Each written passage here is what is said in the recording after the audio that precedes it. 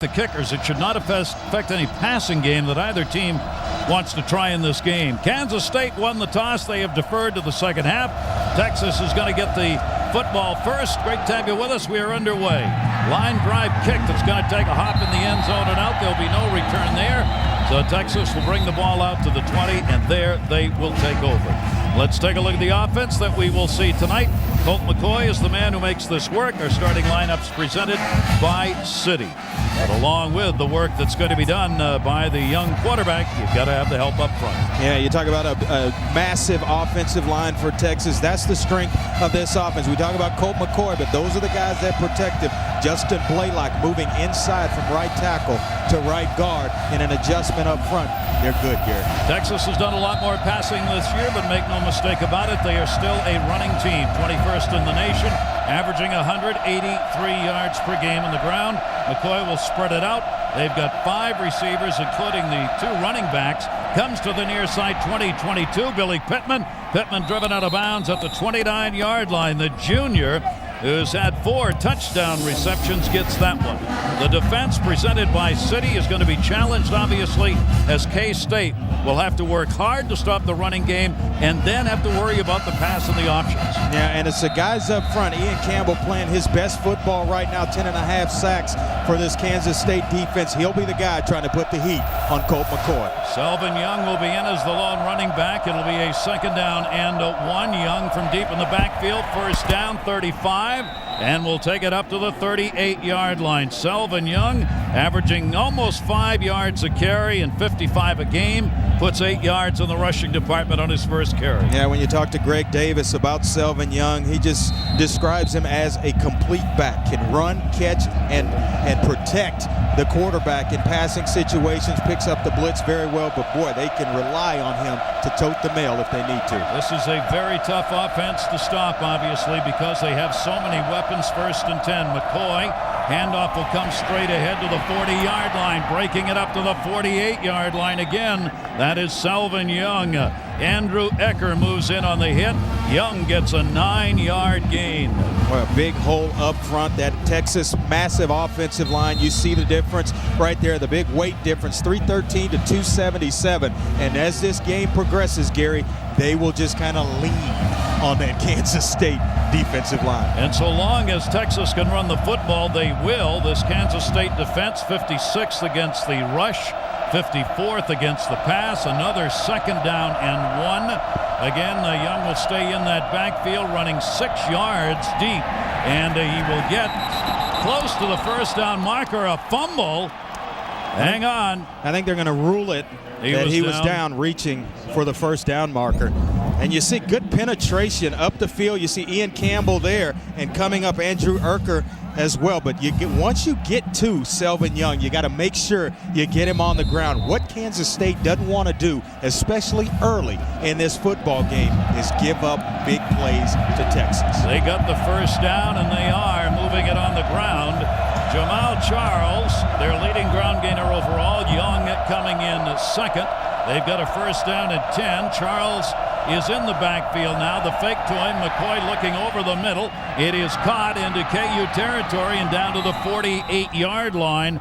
That is Charles out of the backfield, and he'll have that ball at about the 44 and a 9-yard reception. Yeah, what impresses you about Colt McCoy is just he's so cool and calm in the pocket, recognizes defenses, and not only that, he knows where to go with the football. Jamal Charles is their weapon, their speed back, so to speak. You see him here, a track athlete right there, just curling up, showing his numbers to the quarterback, and right on time with the football, Colt McCoy. This is the 3rd straight second down and 1 we've had in this series.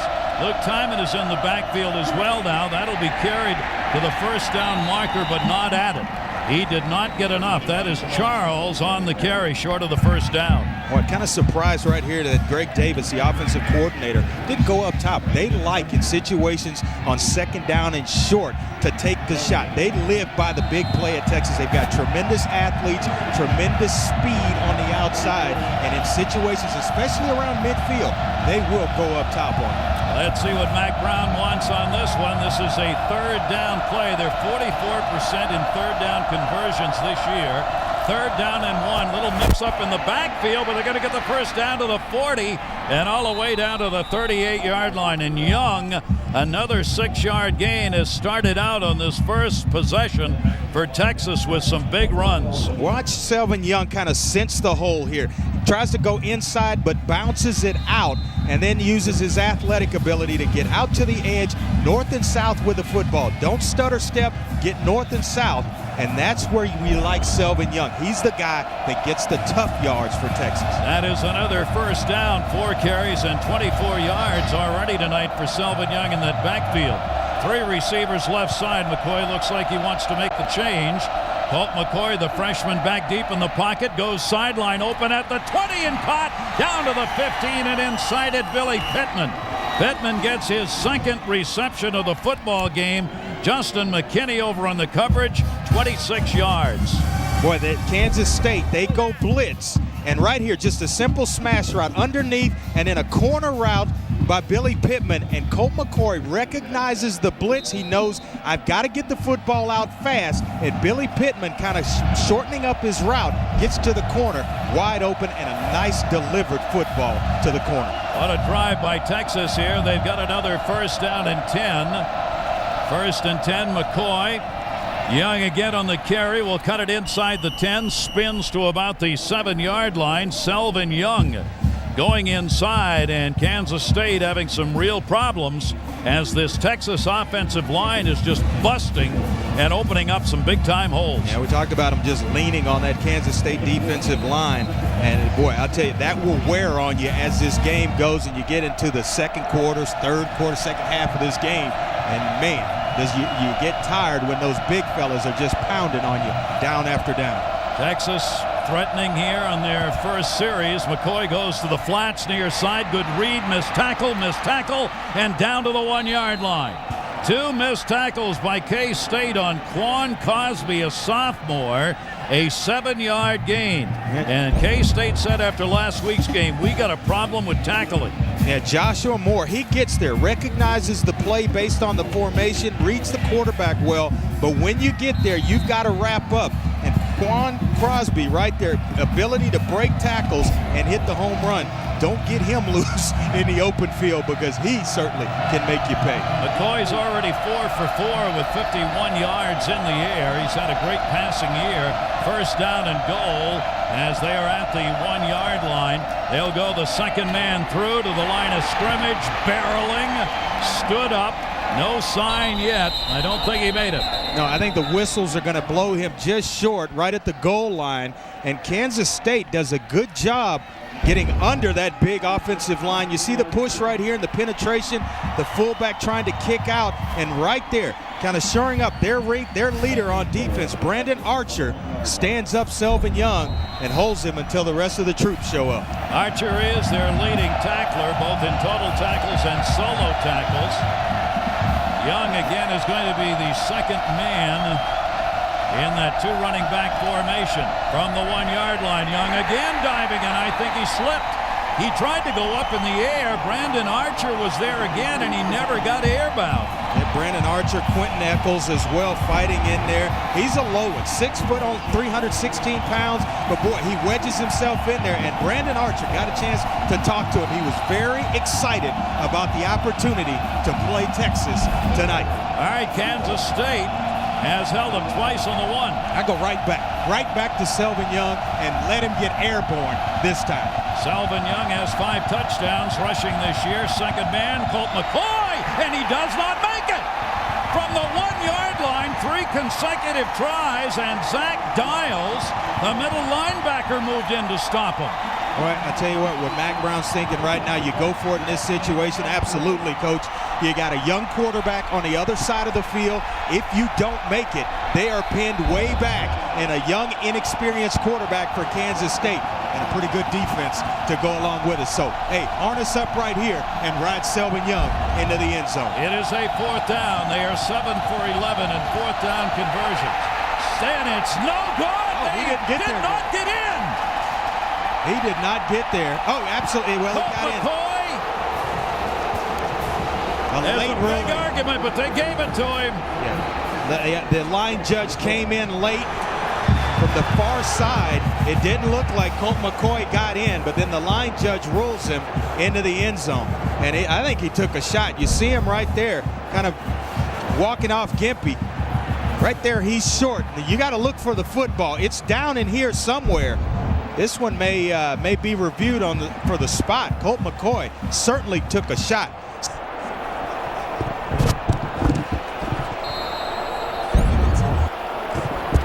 Colt McCoy, let's take a look. You know that every play gets reviewed. So they are looking at it upstairs, and he's in, and there's no call down. And Ron Prince is trying to get a timeout. Prince is trying to get a timeout and does before the snap. And I think this is the absolute correct call because it looked like Colt McCoy had that football down around his midsection. You see him seat the ball right here, and he takes a tremendous shot from Brandon Archer. That football is down there. It's short of the goal line. And I think Ron Prince made the correct call in calling timeout to give the replay officials an opportunity to take a look at this. But what a shot by Brandon Archer. And I think right now the concern for Texas is certainly Colt McCoy right here. And he takes the shot on that left shoulder. Wow. I don't think that football crossed the line. I don't either. Or touched it. But boy, I'll tell you, Ron Prince had a lot of hooping and hollering on the sideline. And there's McCoy. Ooh.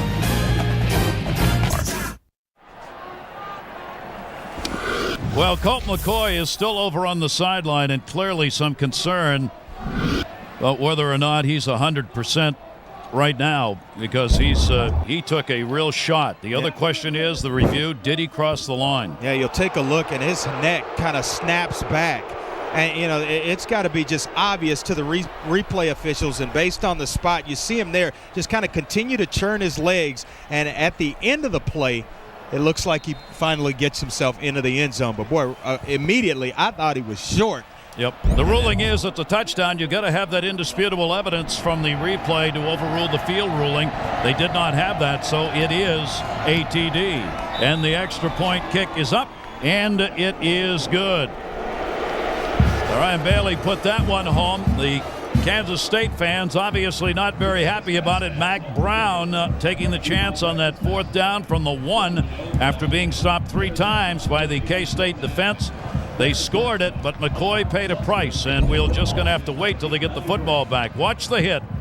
Yeah, you see his neck and his head just kind of snap back as Brandon Archer, the big-time linebacker from Kansas State, comes through, and it is a huge concern on that sideline. Behind him is a parade All-American Jevin Sneed, who's taken some snaps. He's 72% on the season, 1 touchdown and 1 interception, but you see the big-time hit there by Brandon Archer. Colt McCoy gets his 2nd rushing touchdown of the year.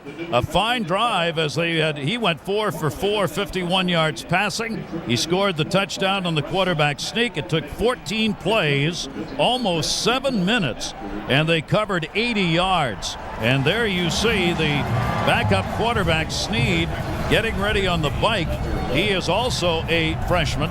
Casey needs to be called into this football game for Texas. Yeah, Colt McCoy, the redshirt freshman, Jevin Sneed, right out of high school, was on a high school field last year at Stephenville High School, leading them to a 13-1 record and a state semifinal appearance. Hunter Lawrence on the kickoff, a bouncer. It's going to be handled at the 30-yard line, up short and all the way back to the 40.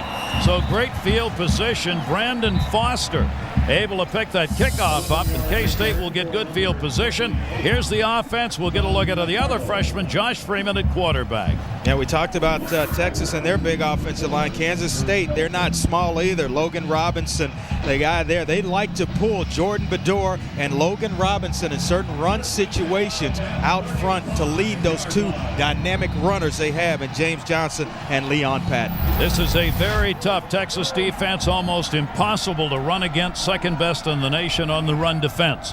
How will KU play this? Will they try and go to the air? Freeman does early to the flats. Line of scrimmage and a gain of maybe 3 as Greg Wofford, the tight end, hauls that one in. And take a look at the defense that Texas throws up, and I mean they throw it up this is one of the best defenses in the nation. Yeah, they just keep plugging away, and it's the secondary that's going to be tested throughout this ball game. 105th in the entire country in pass defense. Kansas State will put it in the air tonight. You see the TX behind everybody's name. The entire defense of Texas is from the Lone Star State. That's right. Pretty good football. Not bad. Grounds. Yes, that's right. James Johnson is in as a running back, but is going to play as a receiver. The blitz was on. They'll run it straight ahead, trying to find a little room up the middle that time. Josh Freeman, the quarterback, he thought he had that Texas defense moving and maybe had a chance, but he won't get enough for a first down. So a quick third down play, a 3rd and 2 coming up. Yeah, they blitz Michael Griffin, probably their best player in that secondary, a big-time hitter. But I'll tell you, Josh Freeman, when I sat down with him yesterday, you talk about a physical presence for a quarterback, 6'6" and every bit of 240, but he is well put together. 3rd down and 2, Johnson in the backfield. They are 35% third down conversions. They run the screen, first down, midfield into Texas territory and out of bounds at the 36. James Johnson, a running back, a JUCO being used as a receiver. Michael Griffin, after 20 yards, drove him out of bounds. Right, good job and an excellent play call here by James Franklin, the offensive coordinator for Kansas State. They're going to get pressure. They're trying to bring pressure on a young quarterback. The answer for that, screen pass, because you get receivers or defensive backs running with the receivers, and now you turn and you block if you see them turn to follow the football. Excellent play call in that situation. And give him 21 after the spot. Johnson stays in that backfield. 2 receivers split out, looking downfield, going deep towards the end zone. Man open!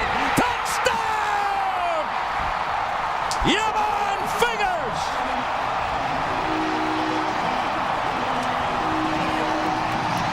Gary, there's no backup in Kansas State tonight. We sat down with Josh Freeman, and he says, I said, are you a little nervous playing against the national champs? He said, no, I'm looking forward to it. And you talk about Texas and their secondary, that's their best player in the secondary. Hardest hitter, Michael Griffin, but the best cover guy, Aaron Ross, who gets beat deep on that play by Yaman Figures.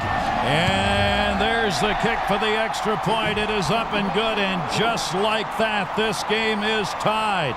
Freeman 3 for 3 in the series, 61 yards. The TD pass covered 36 to tie this football game up in a hurry. Young quarterbacks, each on their first chance. Impressive.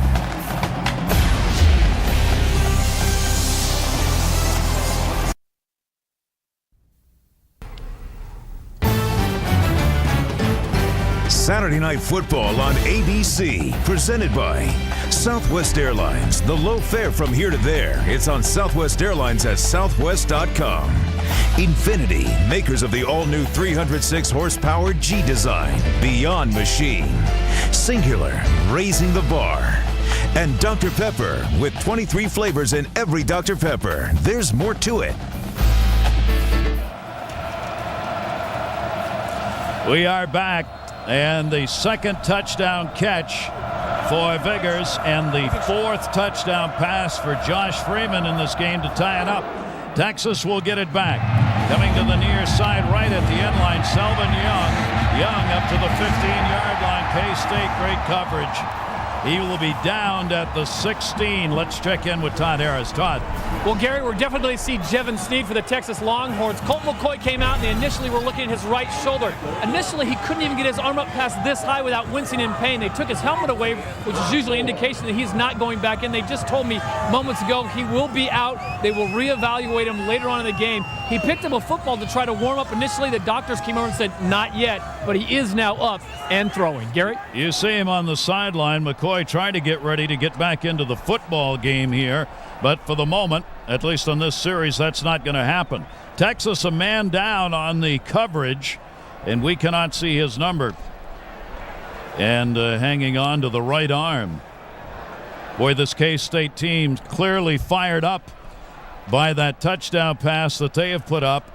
For them to play against Texas and to be able to get a win here would be such an enormous event for the growth of this program. Houston gets up and is on his way off the football field. That is Lamar Houston out of Colorado Springs, a freshman working on the specialty team coverage. Yeah, big-time recruit out of Colorado Springs. You talked about all the Texas defenders on that defense, but he was a huge recruit out of Colorado Springs for Mack Brown and his coaching staff. So Javon Sneed, a 6'3", 215-pound freshman, will come in at quarterback for Texas. As we said, he has played this season. He has been in 6 games. He is 13 for 18 in the passing department. Sneed hands off to the 20, 25, and all the way up to the 28-yard line and near a first down. That is Charles. And the tackling at K-State starting early is horrendous. Well, when you have a change at quarterback, you kind of go back to your roots, and you go back to the running game. They rely on the big offensive line until Colt McCoy can kind of get himself back into this football game. Massage Jevin Sneed into this football game carefully.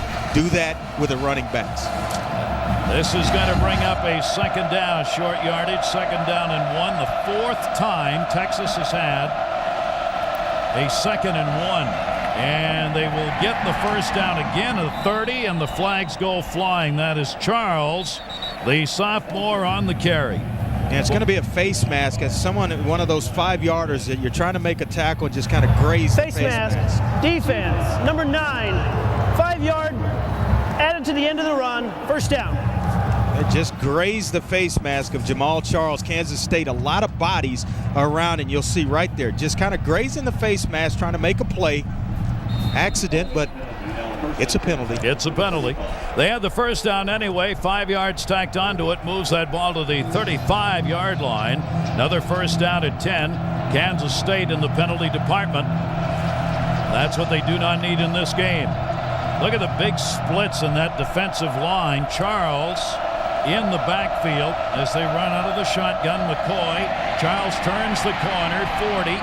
And gang tackled there by the secondary at about the 43-yard line. Antoine Moore, one of the linebackers, leading the charge. You know what? If I'm Raheem Moore, while Jevin Sneed's in the football game, give me some bodies around the line of scrimmage. Forget that zone coverage, lock up man-to-man, and give me some bodies. Make Jevin Sneed beat me at this point in the ball game. Put all kinds of heat, come from all different angles at this new quarterback. Sneed has another second down, short yardage. This time it's going to be a second down and 2. And they're doing just that. You see right there all the bodies around the line of scrimmage. They bring everybody in. Linebackers trying to get in. He carries it himself up to midfield, 45 and out of bounds at the 44. So challenge me, Sneed says, and I'll run it for 13 and I got yards. an answer for that, right? Yeah. I'll tell you what a play fake inside to Jamal Charles, and everybody on the Kansas State defense goes inside. He pulls it, and this is a read. Everyone crashes down. He's going to pull it, and now just get to the first down marker and get yourself, protect your body, and get out of bounds. 16th time he has carried the football this year. The other 15, he averaged 5.9 a carry. Obviously has not played that much with McCoy being their number 1 starter. Sneed is in there now, first down at 10 as they have moved into K-State territory. Missed tackle in the backfield and downed at the 41-yard line.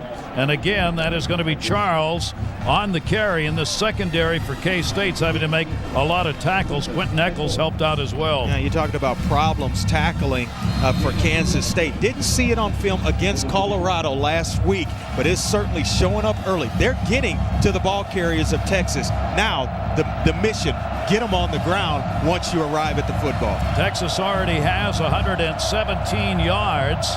This running game so far has not been stoppable. Second down and 8 here. Charles will stay in the backfield. 2 receivers to the left side. McCoy looking, gets hit. And at the 40, I believe it's a forward pass, but wait and see. It looks like they're going to roll this a fumble. A fumble, and K-State has got it. Ian Campbell is the man who put the hit on the quarterback. Sneed looked like he had brought that arm forward, but he did not, and it'll be a turnover. Boy, timing, so important when you're on offense, and you see right here, just a fraction of a second too long with the football. Jevin Sneed, and a big-time lick from the backside with Ian Campbell. Right here off the edge, and We talked about it. His ability to rush the passer, 10.5 sacks coming in to this football game. Guess what, Gary? Add one more. He is their leader in sacks and their leader in tackles for a loss. And there he is, number 98, a sophomore, 6'5", 232-pounder. And he is the man who gets into the opposing backfield. Yeah, I sat down with him yesterday, and he said, yeah, I said, you know, what's your nickname on the team? He said, all the fellas call me the Italian Stallion. Because there's one problem. I'm not Italian. But he is a stallion, I'll tell you that. He's playing like a stallion. All right, they're reviewing this now. Did his arm come forward? Was that an incomplete pass? Oh, it looks close. I tell you, if I'm in the replay booth, I think I rule this one a forward pass. He's pulling it back, and the arm is about to come forward when he takes the lick. The ball actually goes forward. Watch it spit itself out there forward. That tells me that the arm motion is bringing it forward. That's going to be, I think this one may be overturned. It's the burden of proof that always matters in these close plays. You've got to have the irrefutable, indisputable evidence on the replay in order to overrule the call on the field. If there's any issue in the replay booth's mind about it, then the call on the field stands. I think that one, though, it looks like Jevin Snead's bringing. Here we go. After review, it has been determined that the quarterback's arm was going forward at the time he was hit. Therefore, it is an incomplete pass. Third down. And I think that's the right call. We'll take one more look, and it looks like Jevin Snead's arm right here coming forward as he's taking the lick. The ball's up, coming forward, and then Ian Campbell delivers the blow. That's what replay's for, to get it right, and the replay officials, they got it right. Snead is over on the sideline. Greg Davis, the offensive coordinator for Texas. Snead will get another chance. I tell you what, I come right back at him again, though. Don't drop in the zone, third down and long. Lock on with these Texas receivers and get the heat in his face. This is a 3rd down and 8. Selvin Young is being used as a receiver. They've got 5 of them. It's a big blitz, and it's blocked. Tried to get that off, had 3 linebackers moving in. They're going to have to punt. That is Stephen Klein who moved in and deflected it. Let's check in with John Saunders, our Sports Center 30. Gary, thanks a lot. Want to let everybody know that another one-loss team went down today. Nate Longshore looking ahead to USC. He should have looked at Antoine Cason, who goes 37 yards for the touchdown. They storm the field as Cal loses. And Boise State almost knocked from the ranks of the unbeaten. Plenty of time in that one, Gary. Well, a lot of people looking ahead and forget to take care of business. You got that right. Greg Johnson on the kick. Fair catch is called for, and there it will be handled at the inside the 10, actually. It'll be about the 8-yard line. A 34-yard punt among figures over there to haul it in. We've got a tie game, 7-7.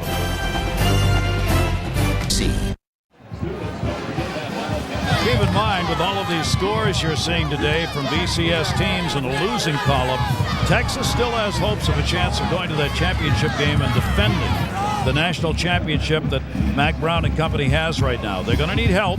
They're not favored in the computer rankings, but listen, they run the table here, and these other teams keep losing, Andre. Maybe. I tell you what, Gary, it's unfolding in the exact way that Mac Brown and this Texas football team needs it to happen. Yeah. Got teams in front of him, dropping by the wayside, and Texas, if they can take care of business, going to be in pretty good position.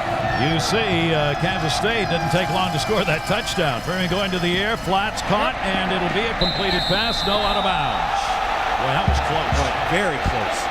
Look at that face mask of Yamon Figures. They nickname him the playmaker after Michael Irvin. It's because he's old school with the old face mask. But right here, going up, trying to bring it in, this one's going to be overturned. Well, you know what? Look at the end of it. He's trying to bring it in and never really maintains possession, kind of juggling the football. Good call by the official. Right here, you got to bring it in, secure it. It's never secured, and then the ball comes loose. Excellent call. That'll bring up a 2nd down and 10. Ron Trent's not happy with it. Wanted that reception, obviously. 1st and 10. Patton's in the backfield now. Again, out of the end zone, throwing as he was hit. It is caught. No, incomplete. But you know what? They've got to make some plays for Josh Freeman. He is an outstanding talent. Can throw the football all over the field. Now the receivers got to hang on to the football. Let's check in with Matt Weiner. Matt? Taco Bell update from Norman. Turnovers killing the Sooners tonight against Texas Tech. They've got 3 of them, and the Red Raiders have turned those into 21 points.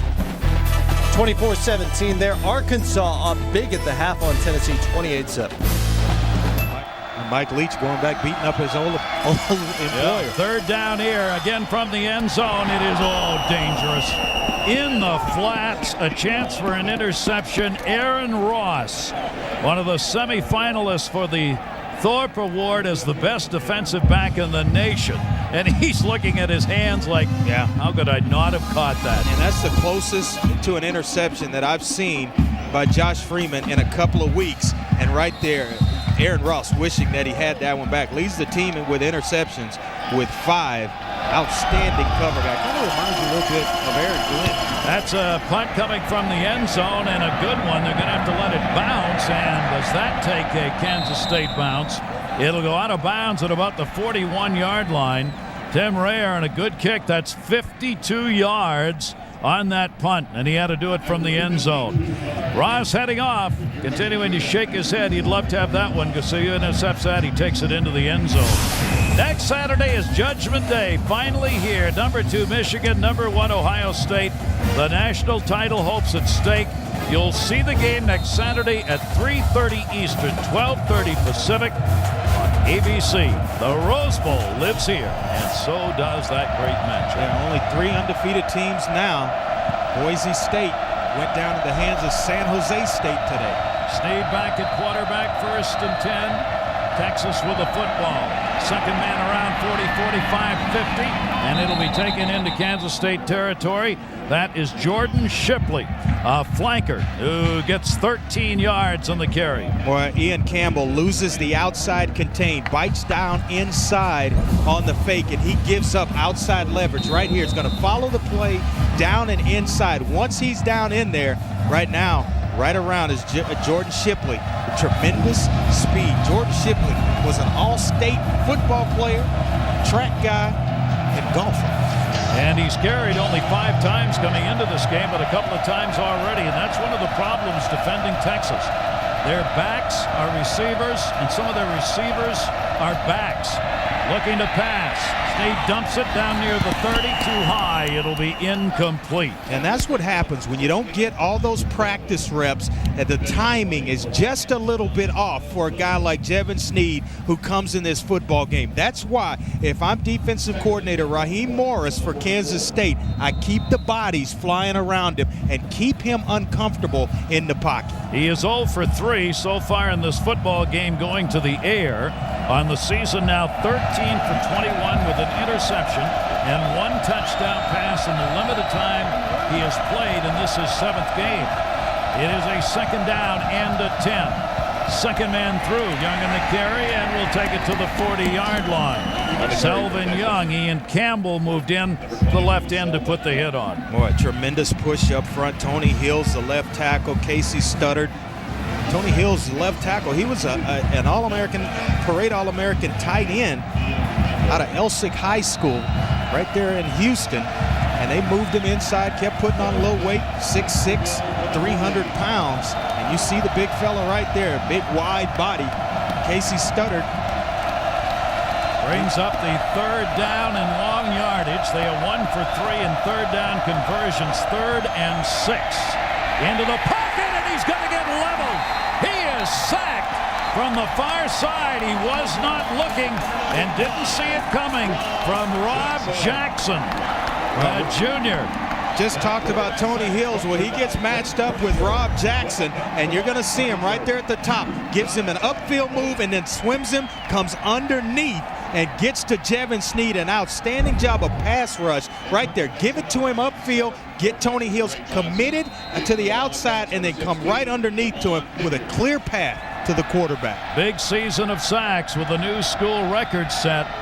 Lost 6. Greg comes in. Greg Johnson puts it up in the air. And a fair catch called for. There'll be a penalty as he was run into before the football even got close. So they'll tack on some yardage here. Ryan Palmer for Texas got down there and a little too aggressive on the coverage. and Figurs got run into. And the flags are down at about the 12-yard line. And it's going to be a bailout for Kansas State because they're going to get some pretty good field position here because of that interference penalty. Kick catch interference against the kicking team, number 29. It's a 15-yard penalty from the spot. First down. That gives you a little better breathing room, Gary. And that's part of Texas's game, which has been big. Their net punt yardage is number 2 in the nation. And that cuts into it. I mean, and there was really no need for this. Well, yeah, Palmer just got too close. He may have gotten hit. He got hit from behind, but he still got a little too close. Yeah, it looked like Ray Cheatham was the guy trying to protect and block, but he got inside of him and then all of a sudden runs into Yaman Figurs. Kansas State operating here with good field position. Josh Freeman, the quick step, drops it to the side and quickly down at the 30-yard line. Gain of a couple, that'll be about it. They're trying the quick passes. This presentation of Saturday Night Football is presented by Southwest Airlines. We will continue after this message and a word from our ABC stations. A quarter completed, 7-7.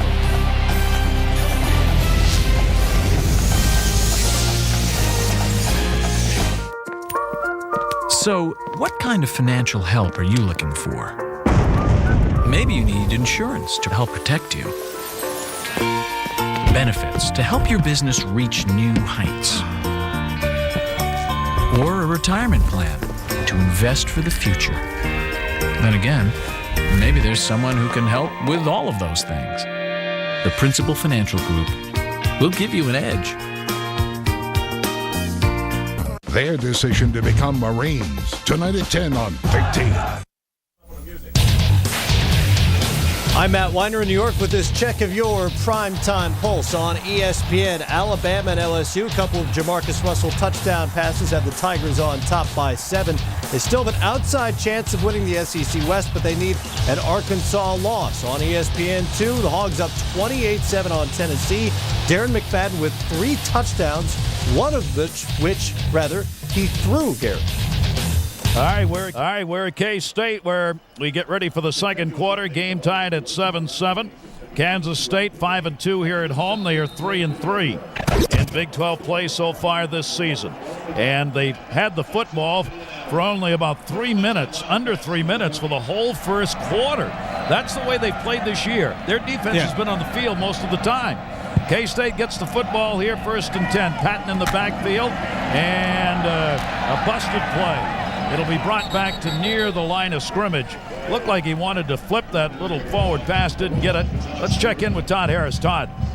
Well, Gary, the story on Colt McCoy continues to unfold. He was taken into the locker room, and I asked, was that for x-rays? They would not specify. They said for further evaluation. So for the time being, it will be Jevon Sneed running the Longhorn offense. All right, so Sneed in, McCoy out. McCoy scored the touchdown, got hit on that run, and Sneed came in for him. So McCoy played the first drive. A 3rd down and 7. Leon Patton in the backfield. Another 3rd down conversion. They're only 35% on the season converting 3rd downs. Got time in the pocket. Steps back and dumps it. An awkward pass. He wanted to run it, saw he had nowhere to go, tried to get it off to Patton on the side, and it's we got some bad information that Boise State football game was over. They indeed just tied the football game, so they remain undefeated. Still right there. We have 4 undefeated teams in the country. Boise State fighting, though, for their lives against San Jose State. And Ohio State, Michigan coming up here in ABC at 3:30 next Saturday. Rayer comes in to do the punting. He'll be standing back at about his own 20 when he puts the foot into it. So for Texas, a big rush. It's a fake, and they wish they hadn't.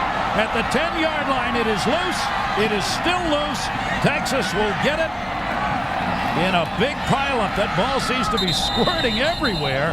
Flags are flying. Texas has the football inside the 5-yard line on a fake punt that had nowhere to go. And really don't understand that call by the coaching staff at Kansas State. You're in this football game. You're playing a lot of young players. You don't want to create momentum for Texas and turn the football over. Or if you come up short, you give them a short field.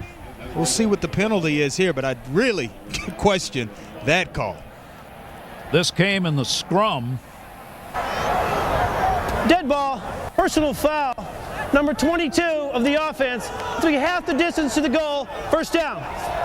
Well, you don't have to mark off a lot of yardage. Halfway to the goal is going to take it down to about the 3-yard line. Here it is. Yeah, Tim Ryer right here. It just takes a little bit too long for the play to develop, and you know that's when you want to go for it, but you don't put it in the punter's hands to throw a pass. A guy that is not used to doing that. You're on your end of the field, on your side of the 50-yard line, man, and then you load up an explosive football team like Texas at point-blank range. Texas gets first down and 10. It'll be carried to the far side and down to maybe the 1-yard line, close to going in. That is Charles on the carry. By the way, on that block punt, it was none other than Michael Griffin, who has 7 career block punts. Now, he won't get a block punt on that, but he was the one in there who made the tackle that forced the fumble. There's Griffin. He is a tremendously tough, strong safety who leads Texas in tackles. And he will hit you. It is a first and goal at the line. No signal. Man, this is going to be Kansas State tough. The 5th time that Texas has tried to score from inside the 5 that they have not converted. Now, they did score on a 4th down and 1 in the first series when they had the football.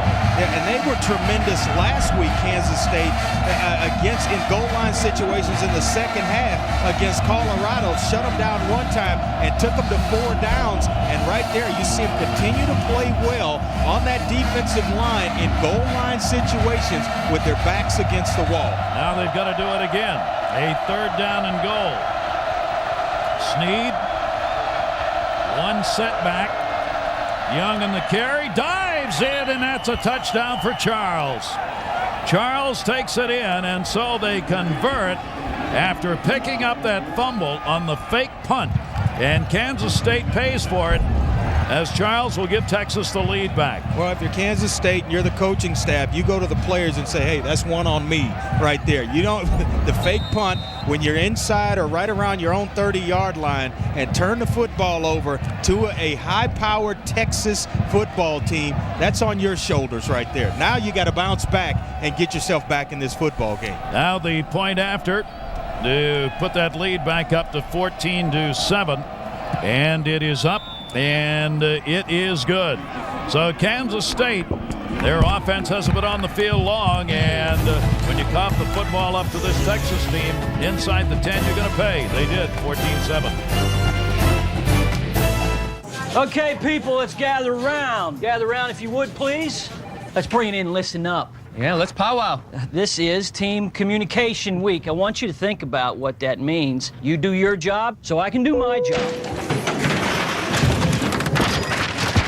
There's an exciting sound in travel. Southwest Airlines Ding. Get exclusive low fares sent directly to your desktop. Deals that are only available for a limited time and only by downloading Ding at southwest.com. You are now free to move about the country.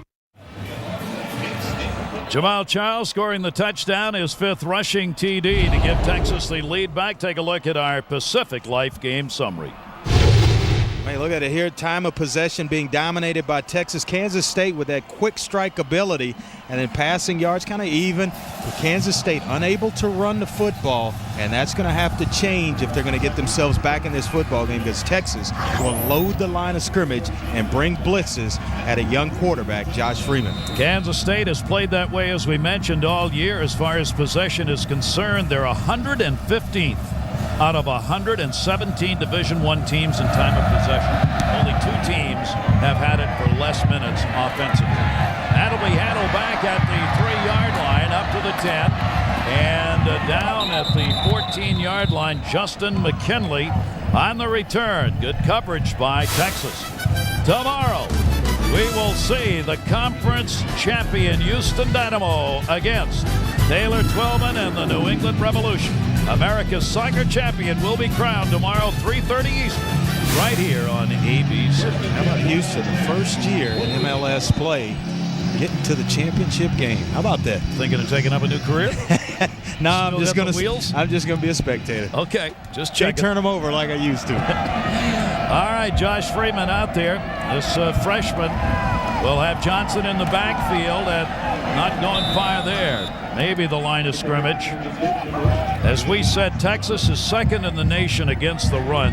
They give up an incredibly low 44 yards per game. Yeah, when I talked to Ron Prince, the head coach at Kansas State, you know, he mentioned the fact that if we end every drive with a punt or flipping the football to an official, that's a good thing. Well, the last drive did not end with a punt or flipping the football to an official. It got flipped to Texas. That's right. And that ended up in a touchdown. Johnson again in the backfield on a 2nd down and 9 as they gave him 1 on that last carry. They faked to the fullback, looking, and was it caught? Yes, at the 29-yard line. That'll be a first down. Figures a 14-yard gain. He's figured in all their offense. Tell you what, he's making good on that nickname, the playmaker. Josh Freeman, tremendous pressure by Brian Robinson. You'll see him stand in. Big time arm, good job by Yaman. Figures pushing the defender off and then coming back to the football. And that is a tremendous throw. Low and away, and may have gotten away with one. Figures had 22 receptions coming into this football game. He's already got a touchdown reception and a couple others. First down and 10, Kansas State. Trying to run it off the left side, and they do, up over the 35 to the 36-yard line. James Johnson, who averages 4.5 per carry. Frank Oakham moved in and took him down after an 8-yard gain. Well, let's go back and take a look at this catch by Yaman. Figures are what was ruled as a catch. You see it right here, down and outside. It is close. I mean, I'm telling you, he's trying to flip it up, get possession of it, and roll over at the same time. It may have touched the ground just ever so slightly. Good job by Figures to hide that if he had to. Yep. And it is a 2nd down and 2. Kansas State will look for the first down, and they will get it. Up to the 45-yard line. That is James Johnson again. Michael Griffin moving up to put the hit on, an 8-yard gain again. Well, he's a good, hard-working running back. They like to pound him. 5'11", 200 pounds. He can hide in there, but he's got tremendous explosion. Has really come on the past couple of weeks, and he goes in behind big Logan Robinson and Michael Frierson, the right guard and right tackle, and they're moving Texas off this football along those lines in the trenches. Leon Patton's been their leading rusher, but James Johnson is right behind him. First down looking, turns the other way. It'll be caught shy of a first down, but a nice gain into Texas territory. 47-yard line. Daniel Gonzalez, an 8-yard reception. Griffin on the hit. How about this? This is working as a quarterback. This is working your craft. Tremendous. Look at the eyes, look at the read, and then scanning the field and finding the open receiver, Daniel Gonzalez. Ladies and gentlemen, that is a freshman who was right out of high school last year. Josh Freeman, let me tell you, I am becoming a fan. Fundamentally sound from the ground up. It's hard not to be a fan when you watch this young man play, for the very reasons you say, Andre. He's just so composed. They look on 2nd down, short yardage. Look at the time. At midfield, he'll take it to the sideline and goes out of bounds at the first down marker. He had a lot of room. Rashid Bobineau got over there to drive him out of bounds, but he got 4. And I say that as a fan from one former quarterback to the youngster. And you know what? He just knows. He's calm, he's composed, and he really has gotten it over the last couple of weeks. Rashad Bobineau, tremendous player in the middle of that Texas defense, but you look at Josh Freeman trying to chase him down. He's got the big-time arm, but boy, he can beat you with his legs when he needs to pull it down. Josh Freeman, the Big 12 Offensive Player of the Week last week against Colorado, went 22 for 26, 2 TD passes, 251 yards. He's looking again down the middle on a little button. It'll be caught and taken out of bounds at the 33, shy of a first down. And again, that is Figures who moves in and makes the catch. Watch Figures. He got a first down. Yeah, watch Figures come back to the football, but watch the position of the football as it's thrown. You see him drive off Aaron Ross and come back, work away from the defender, and the ball's thrown low and outside. Not only does he have a strong arm, a lot of guys have a strong arm, but when you have the ability to put the football where you want it, that's what makes you dangerous as a quarterback. And Gary, Josh Freeman, dangerous. He's moving here. They're down a touchdown. Figures has already caught 3 for 61 yards. That's inside the 20, down to the 15, the 10.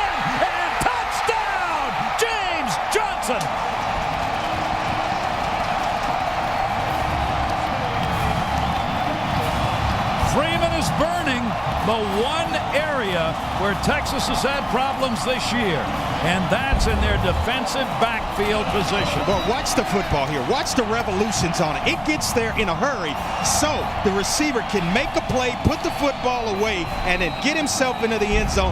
James Johnson, I like it because he got north and south. Don't stutter step. Challenge the defense by getting yourself up the field. Johnson gets the touchdown catch. That is going to be his first touchdown in the air this year. The extra point is up, and it is good. So they are getting it done. Texas takes the lead. Kansas State responds. In the air, an 86-yard drive. And we've got a tie football game.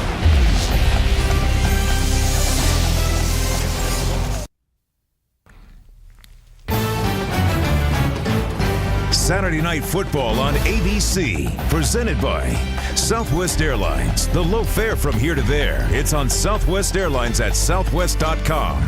Chevrolet, America's brand. Chevy, an American revolution. And Aflac. Ask about it at work.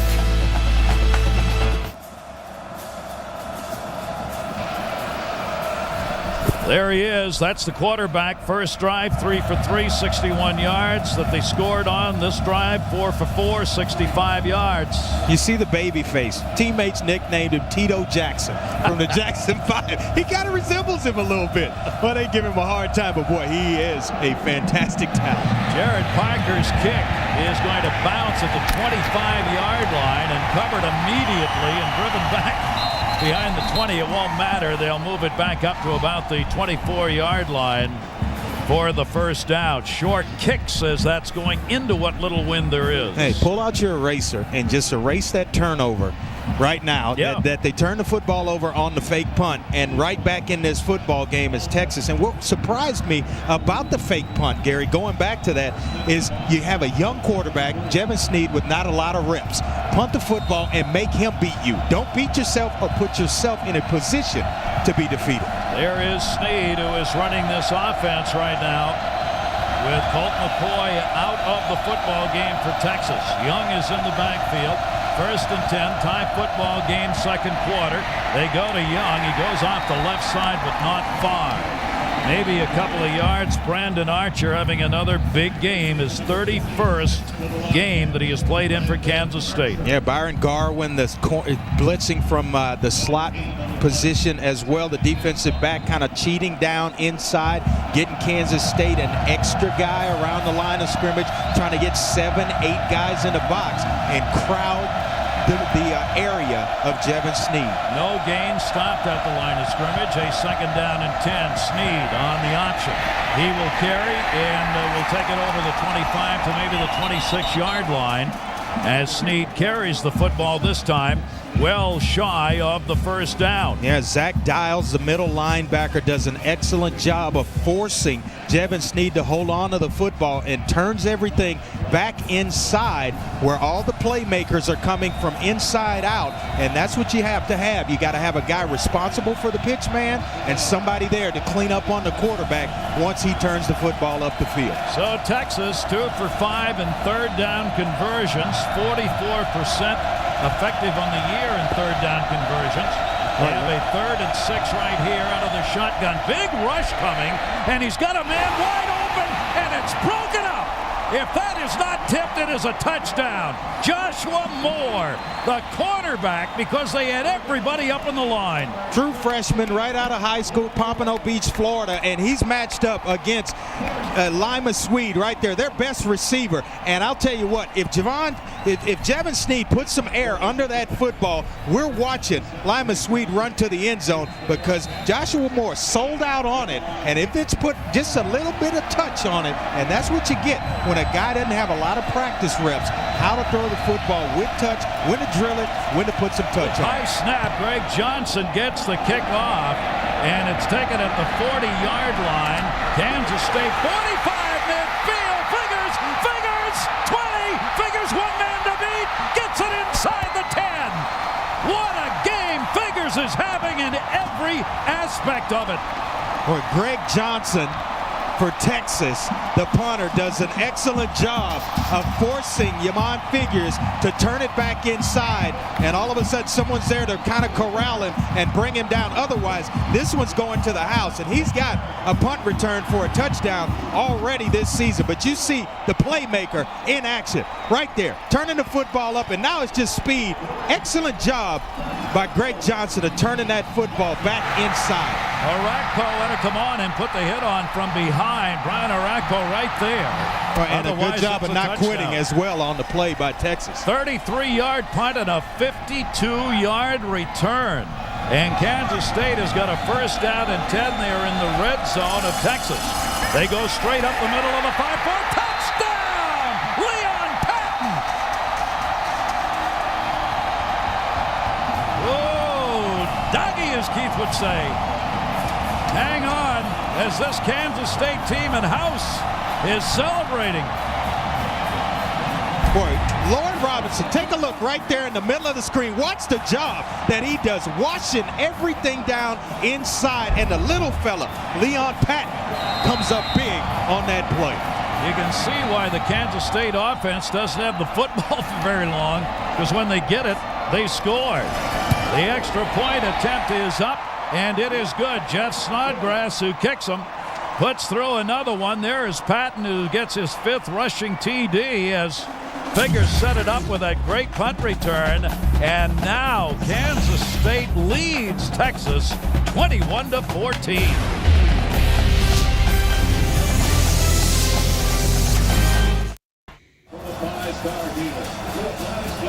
And there you see Patton, who scores the touchdown, his 5th rushing TD of the year. He is their leading rusher in both attempts and yards gained, and he got a little bruised on that touchdown run.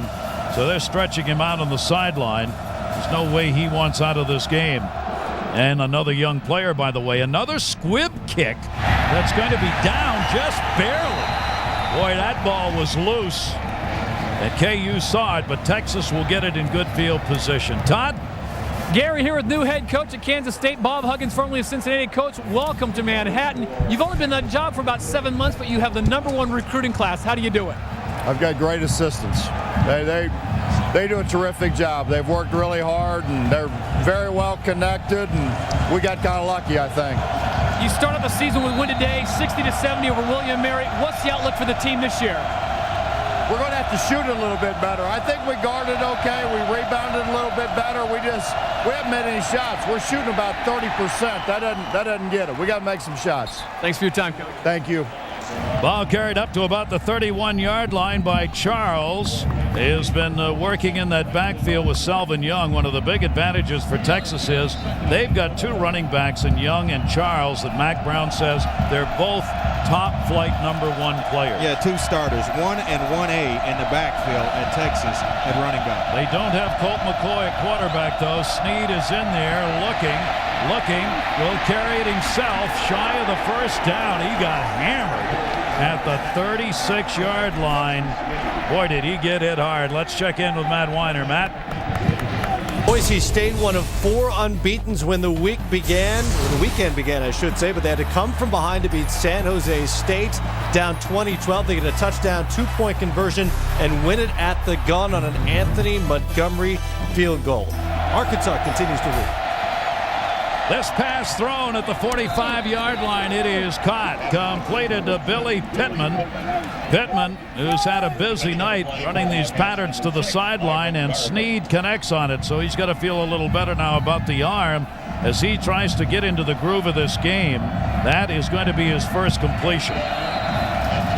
And it'll be a first down at 10 with the ball at the 45-yard line. Colt McCoy injured on the first series for Texas.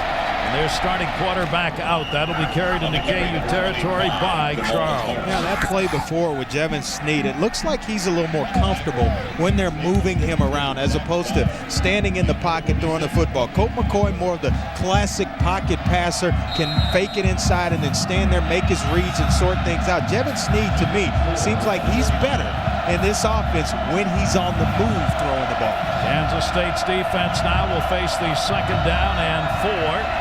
It'll be carried again to the first down marker and over. That'll be a first down. And Snead not afraid to call his own number here or have it called. Brandon Archer, the hit on. He's carried the football pretty well. He's 6'3", 215 pounds. Yeah, let's go back and take a look at what happened with Colt McCoy early in this football game, a goal line situation, and he gets himself into the end zone, but he takes one heck of a shot by Brandon Archer, and he's been out of this football game ever since, Gary.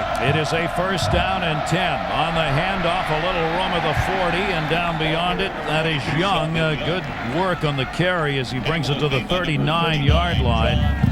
He had to create his own opportunity there, and Selvin Young can do that. He averages 4.9 a carry and 55 a game, and you can see Texas is trying to speed up this offense.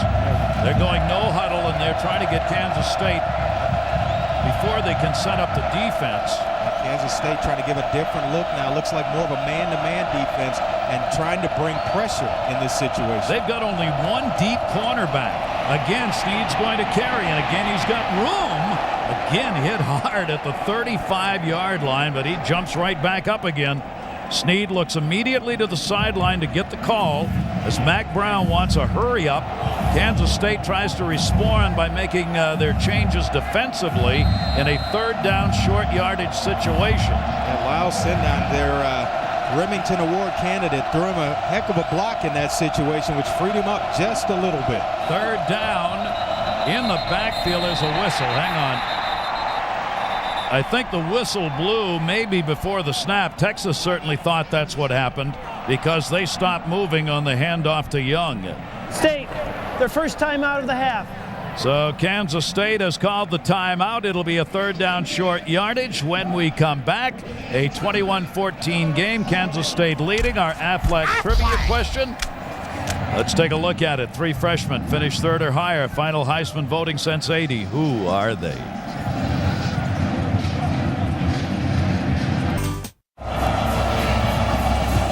All right, let's take a look at our Aflac trivia question and answer. 3 freshmen have finished third or higher in the final Heisman voting since 1980. 2 of them I can come up with, and then the third one kind of surprises you a little bit. Adrian Peterson and Herschel Walker, I knew right away. But then Michael Vick, that one I had to search and really think about. Third or higher. Reason we're saying that, Colt McCoy, who's out as quarterback, is all of a sudden with the great season he's having gained some recognition in the Heisman department. I don't think anybody believes he's going to win it. Freshmen don't win it. But he certainly has been good at it. A third down and 2, 35-yard line. The defense of Kansas State will look to Texas's Young in that backfield. He's carried on these tough yardage, and there he is, and he is stopped. He is stopped at the line of scrimmage with Zach Dials leading the charge, the middle linebacker. Yeah, Zach Dials may have come up with a tackle, but it was Kyle Williams who got tremendous penetration that caused Selvin Young to stutter step. Watch number 9 come into your corner, causes him to stutter step, which allows for Zach Dials to come in and make that play. But a great job of penetration up front on the part of the strong safety, Kyle Williams. Only 3 for 8 in third down conversions for Texas. Now they're going to try it again on fourth down. A fourth down and 2 as they're at the 35-yard line of Kansas State. Snead out of the shotgun, the look in, first down. Good pass at the 30-yard line. And that is Swede who makes it for a 7-yard gain, and he put that one right on the money.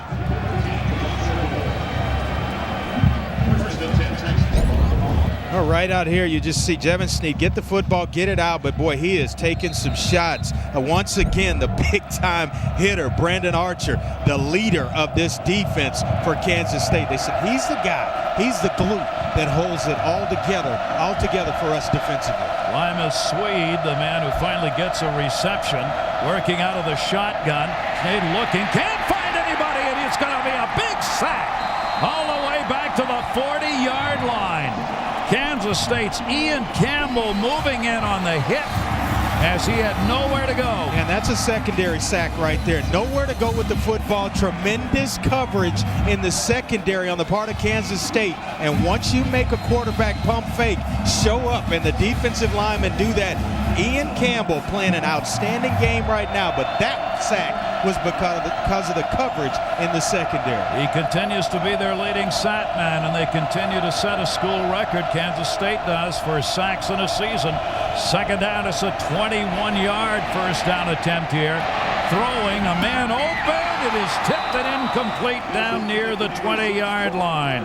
That is Justin McKinney, the cornerback who got up in the air and knocked it away. I tell you what, that's why some defensive backs play defensive back and not wide receiver right there. You got to make that play. Your football team's fighting. The defense is in a hole right now. The high-powered offense coming at you, and you have an opportunity to step up and make a play, a big play.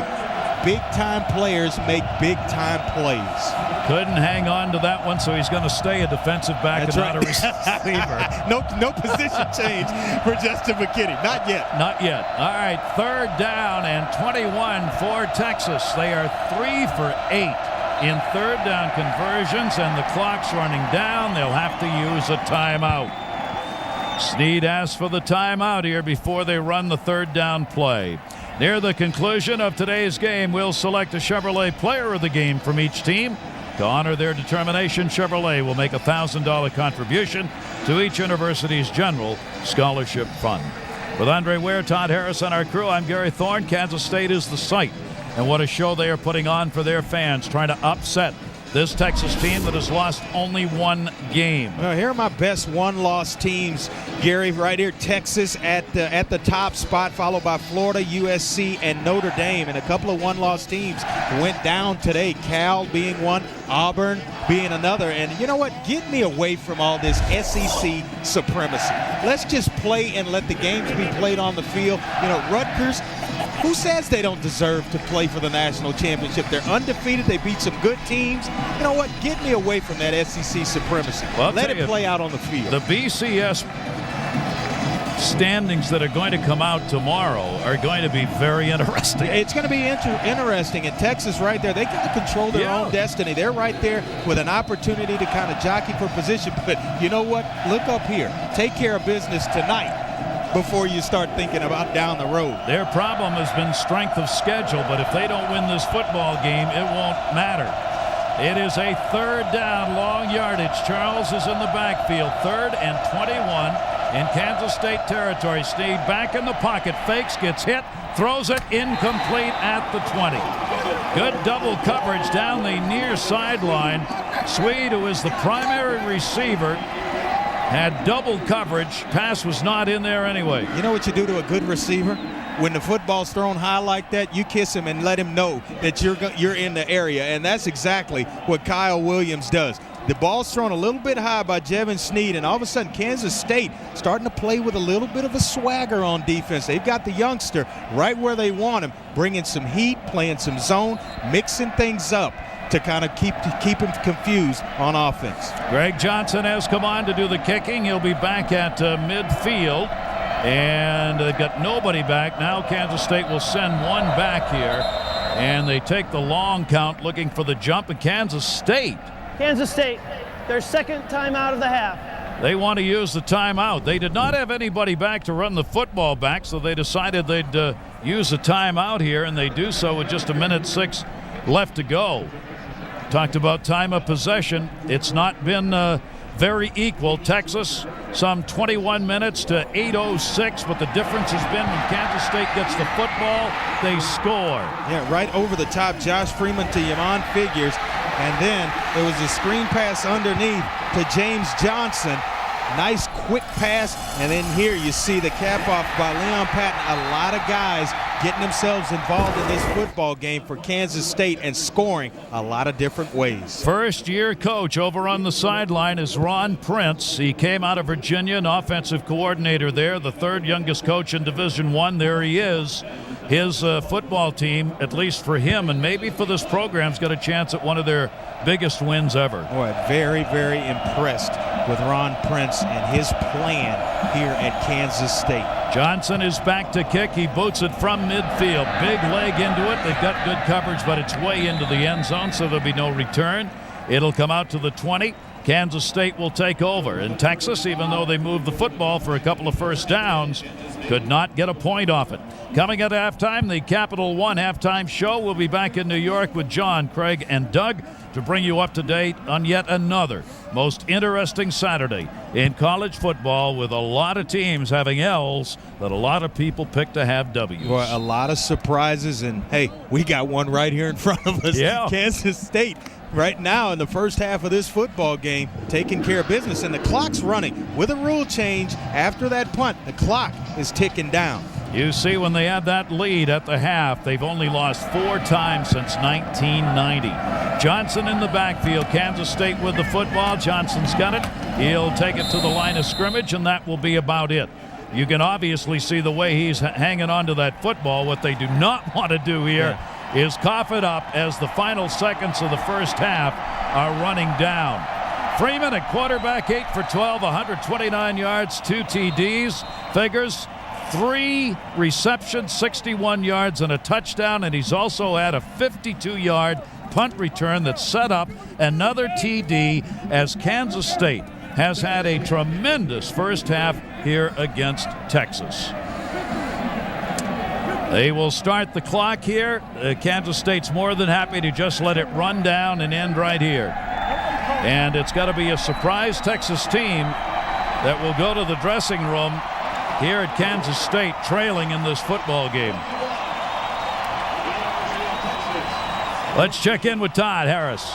Thank you, Gary. Coach, you have the lead on the number 4th ranked team in the country. What do you tell them at halftime? We're just going to play exactly what we did in the first half. Have a lot of fun with this. Continue to try to pass the ball around, create some space. Defensively, I'm real proud of how our kids are holding up to this. Thanks for your time. Thank you. And he's going to hope he gets the same kind of a second half. Talk about team unity. How about that? 21-14. Kansas State coming up next. John, Craig, and Doug in New York. Our Capital One halftime report. Kelvin Young. McCoy scored the touchdown on the drive that he got hurt on, and then had to come out of the football game. That'll be taken on the kickoff by Kansas State and brought out to the 20-yard line. And we'll check in and see what's going on down there in the field. Todd Harris. Todd. Well, I just got done talking with Coach Mack Brown, and as usual, Mack was very happy, but he said, you know what, Kansas State is playing as good as they can play. The ball is bouncing their way. This is as good as they can play. We definitely know we can play better, and we will play better. I asked him straight away, what's the condition of your quarterback, Colt McCoy, and he just looked at me and said, Colt McCoy is done for the night. Talking with some of the staff members, they said if he could play, he would. Now, he will be on the sideline in uniform, but as Coach said, he will not play the rest of the night. Gary? Yeah. All right, Kansas State's got the football. Mack Brown's got another quarterback. Johnson is in the backfield on the handoff to the 20-yard line, and he is going to be brought down by Texas. Now, the numbers to note, McCoy scored that touchdown on their first drive, 80 yards, 14 plays. After he came out and Snead came on, there were 5 possessions for Texas, 1 touchdown and 4 punts, and only 89 yards in those possessions after McCoy left the game. Yeah, and I'll tell you another thing that concerns you. Only 6 completions in the first half, and 4 of them were by Colt McCoy, who won't come back in this football game. So Texas, that's kind of surprising. Only 6 completions in the entire first half of this football game. Josh Freeman at quarterback has the football. 2 Texans at him. He throws it out of bounds and gets rid of it. He had himself a tremendous first half for Kansas State. He went 8 for 12, 2 touchdown passes, 129 yards, and he's got to throw the football because Kansas State rushed for a grand total of 7 yards in the first half. So these passing numbers have got to stay going for Josh Freeman. Yeah, and you look at it, they ran for 184 yards on the average in the last 3 ball games. So they have the ability to run the football. It's just in the first half, Texas going to make things difficult up front. Guess what? Pick it up and throw the football, and that softens the defense up. Maybe in the second half they get that running game going. Third down conversions, 1 for 3. Third down, long yardage, carried up to the 23-yard line. That is Johnson nowhere near enough for the first down. Scott Derry moved in and put the hit on. And so it will be 3 and out.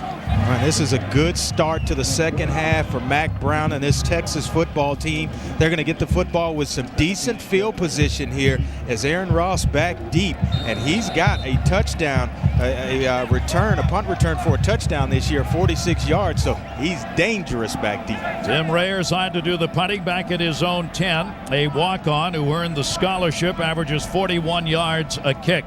It is only the second punt Kansas State has had, and a big rush and a block kick. Texas will pick it up inside the 10, inside the 5. Boy, Texas is an advantageous football team. Take a look at this. A second punt block for Kansas State this year. They've had now 2 punts blocked, but right here, you got to feel the pressure, get that thing out of there. Taking a little bit too long, Tim Ryer with the football, and I'll tell you, he's been involved in a couple of big plays for Kansas State that you really don't want to be involved in. 48th block kick, either a kick or a punt since 2000, the most in the nation. They've got 48. Mercy. And they've got the football again and a chance to tie it. The handoff to the 5 and touchdown! Young takes it in, Selvin Young.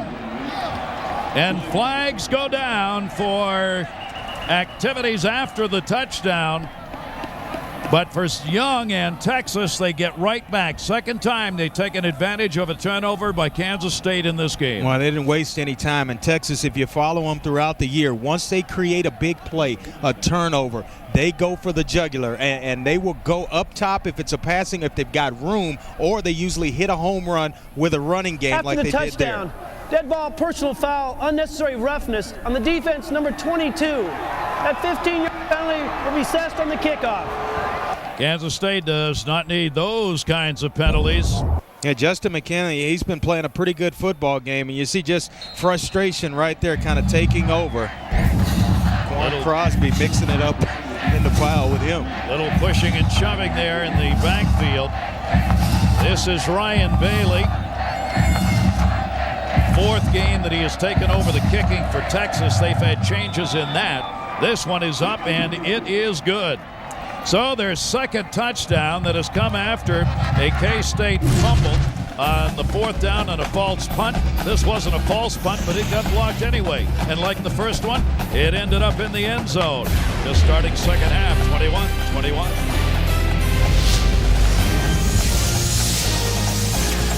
Bo. He is a player who will make you pay for mistakes on special teams. Michael Griffin.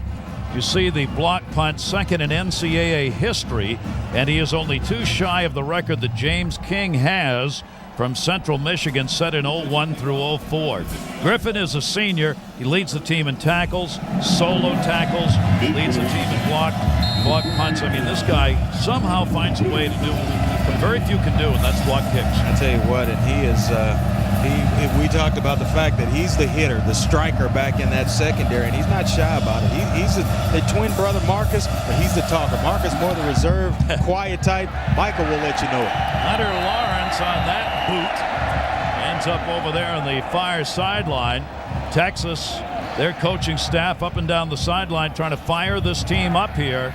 Any chance they have at a championship game in the BCS means they got to run the table, and they've gotten back to tie this one. Kind of a bailout for Kansas State right here with the penalty, and then Texas kicks the football out of bounds, and they'll get the football with some great field position. Kick out of bounds against the kicking team, number 15. K-State elects their option to take the ball at the 20-yard line, 1st and 10. This has been a problem all year for Texas. The kicking game, that's Hunter Lawrence he was talking to there. They've changed in their placement kicker. They've had great punting from Greg Johnson, but the kicking game's been a problem. And not what you would get yourself used to if you follow Texas. Usually great kickers. Dusty Mangum a few years ago, excellent in the special teams with the kickers and punting. Josh Freeman, Kansas State with the football, guns it into the flats out of the incomplete at about the 20-yard line, and we'll check in with Matt Weiner. Matt? All right, Gary, on ESPN, Alabama and LSU in Death Valley, where the Tigers are unbeaten, and it looks like they may stay that way. Jamarcus Russell dumps it off to Jacob Hester, who does the rest. Third touchdown pass of the day for Russell, 28-14 there. Arkansas has wrapped it up against Tennessee, 31-14. Big game for Arkansas and Tennessee in the conference. Arkansas making a claim for themselves. Coming down the stretch. A second down and a 10. Freeman looking at a blitz situation. Only one defender back. He sees that and I think decided I better take a timeout. He does. He wasn't sure about that Texas defense alignment, so he uses the timeout. Let's take a look at our Pacific Light game summary. Boy, I'll tell you what. Right here, you look at it, and time of possession certainly favors Texas in this ball game. The 2 turnovers on the punch you don't see there in punt situations for Kansas State. They're lucky to be tied up at 21 apiece, because you give up that type of momentum against a good Texas football team, you're lucky to be where you are if you're Kansas State. Coaches always talk about special teams and the impact they have on a season, if not on every game, on a season. And we have seen that in this game. Yeah, you see it here, just trying to run a fake punt. Really don't know why the ball game's tied up at 7 apiece, and this is the result of that. Jamal Charles getting himself into the end zone, and then Michael punt block.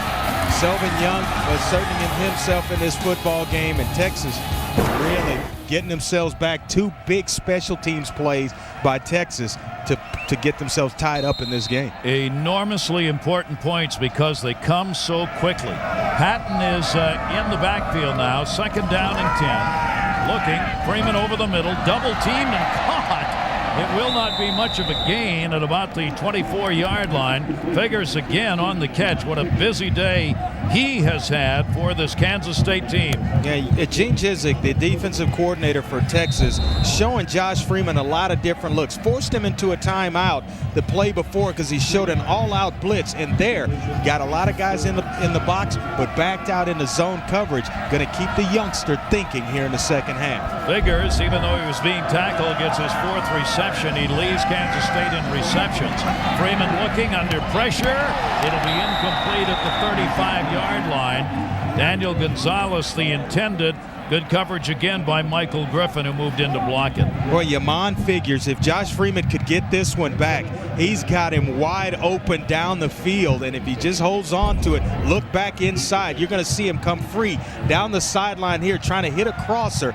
Nice play fake right here, but wide open. Look at that, down the field by himself, number 16, Yaman figures. Now the snap will be redone as the whistles sound. The officials will gather together here. Freeman 1 for 4 in this quarter. That's a late flag, folks. Very late. Illegal snap against the offense. The snap was before the ready for play. 5-yard penalty. It's still 4th down. Now, this is one you want to pay close attention to because they haven't got a punt out of here on schedule yet. And this is an event right now for Ron Prince to just get the punt into the air. They snapped the ball before the officials had signal it was ready to be played, so another shaky punt situation. Tim Rayer's back at his own 5-yard line, and when you're looking at that Texas front coming at you, you worry. This time they back off, and a big booming punt past midfield. No, bounces the other way at the 38-yard line where it will be downed. Great field position, a 20-yard punt. And Texas has the football, 21-21.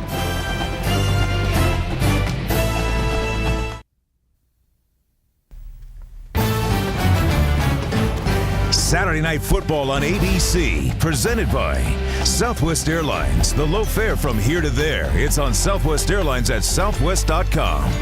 Pontiac. Go online to vote for this week's Pontiac game-changing performance. Verizon Wireless. And Pacific Life. For insurance, annuities, and investments, choose Pacific Life. The power to help you succeed. See, the wind has picked up a little bit. It is blowing from right to left, as we used to say in radio, on your radio dial. Going from left to right. Huh?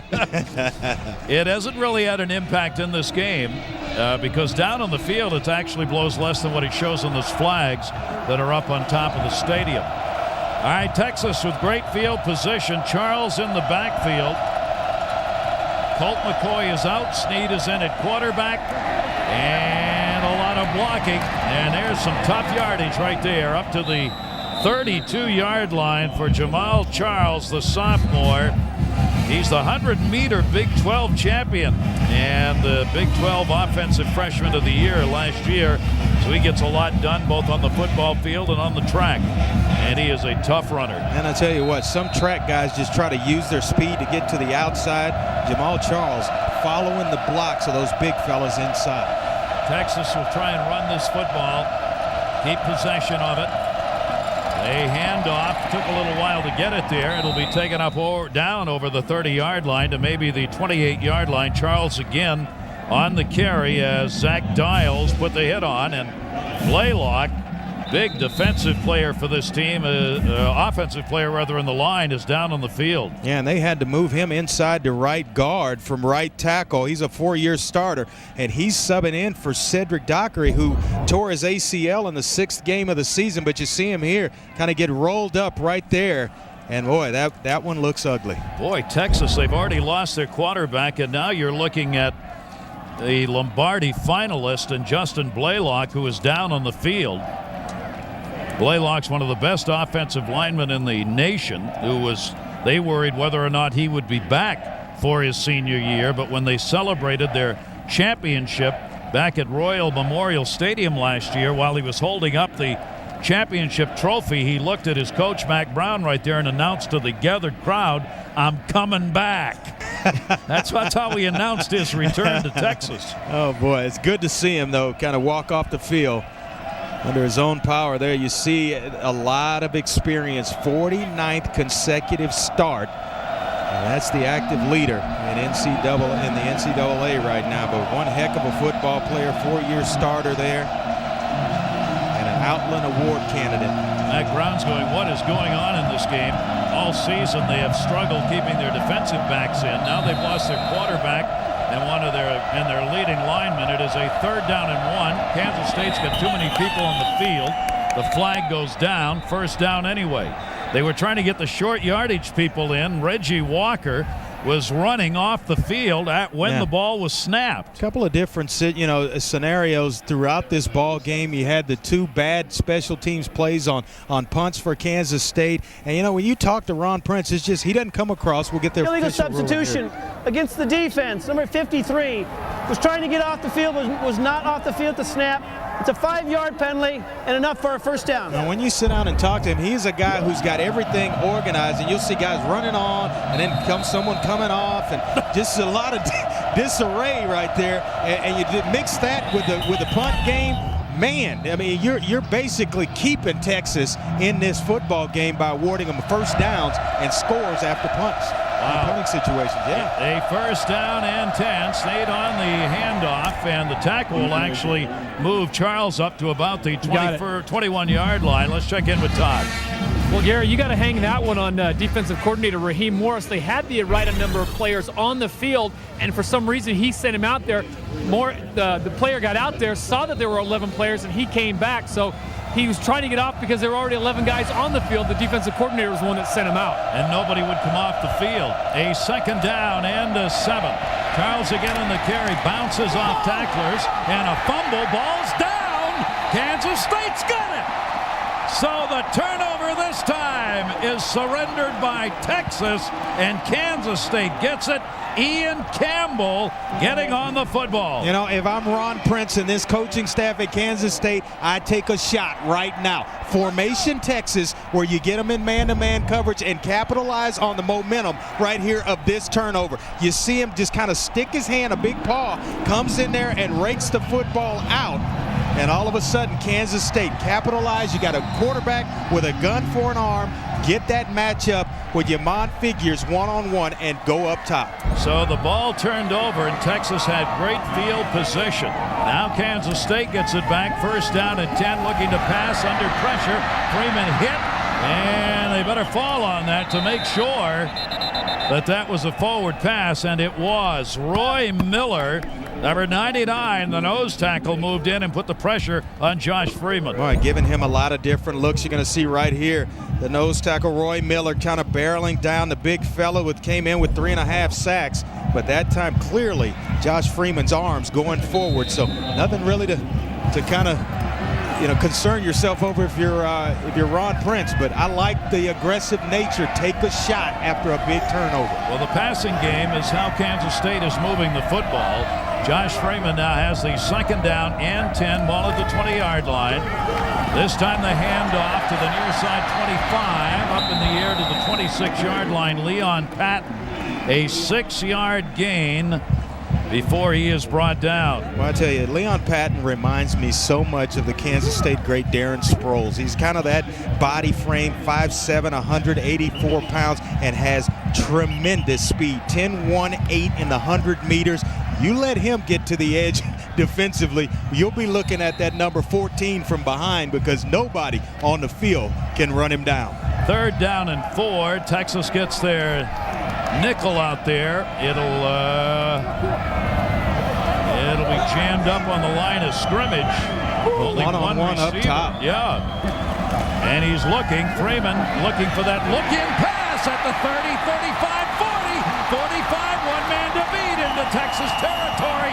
45-yard line. Who else? Figures. A 28-yard gain. Senior out of Garden City Community College, and you know what? I think we're seeing his coming out party. We may watch this young man play on Sundays. Right there, he is fantastic after the catch. That's what every quarterback wants. A guy that can make plays after he's got the football in his hands.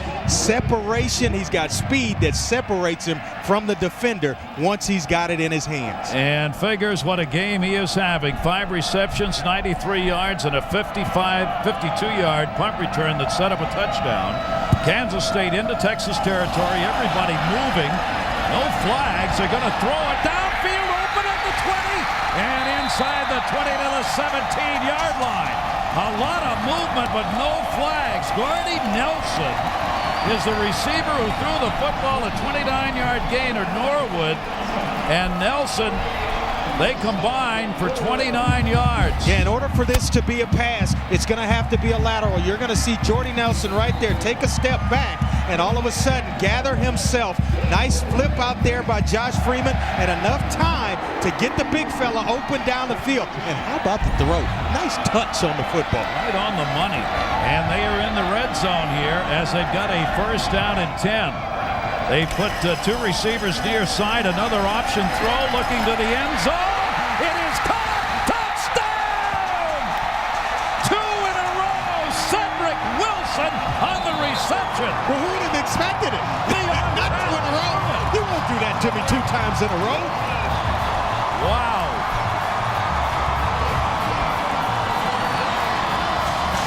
I'm telling you, Ron Prince and this coaching staff for Kansas State, they came to win.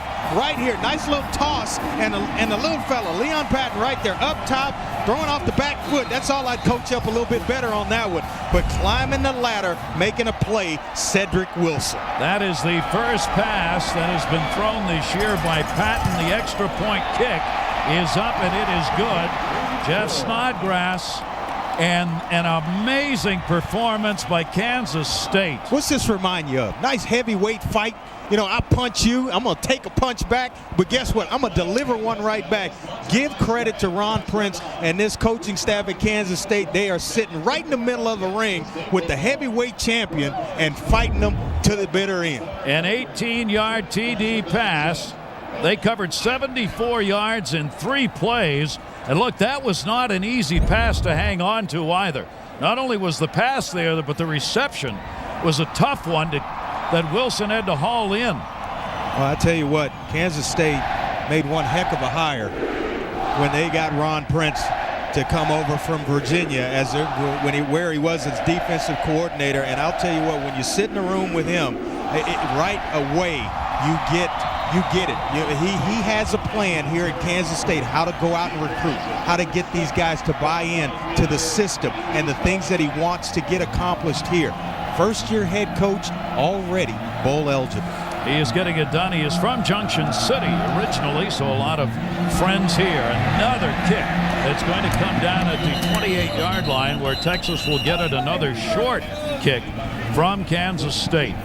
But it is a 28-21 lead as Kansas State has gone back on top. A seesaw football game. A Texas fumble turned into the K-State touchdown on an 80-yard drive. Those of you who are watching Wake Forest and Florida State, we welcome you here. Kansas State is the site. Texas and Kansas State, as Andre Ware put it, having a heavyweight battle. It has gone back and forth. The score in the offenses, 28-21, Kansas State just scoring. Snead is in at quarterback for Texas. It is incomplete.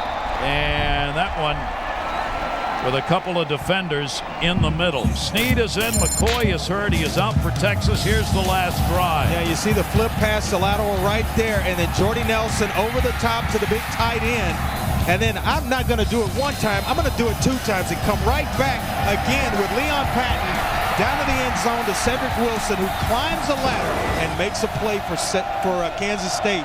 That's how we got to 28-21. That is the first touchdown reception of the year for Wilson. Selvin Young in the backfield, 30-35, not enough for a first down, another fumble, and again Kansas State has it. Another fumble, Ian Campbell for the second time. Yeah, but Andrew Ecker is the guy that comes up and delivers the shot. When we get to this replay, watch the shot that the free safety, number 18, comes up and puts on the ball carrier. Wow, you're talking about filling the lane right here. You see Selvin Young, and that big-time hit was what shook the ball loose. Texas has had their problems with fumbles, 21 of them coming into this game. And now in the last 2 plays, they have a couple more fumbles. On the last 3 snaps, 2 fumbles. And we talked about it. Go up top, capitalize on the momentum. Take a shot right here. And Campbell has recovered the last 2. Johnson is in the backfield, 1st and 10.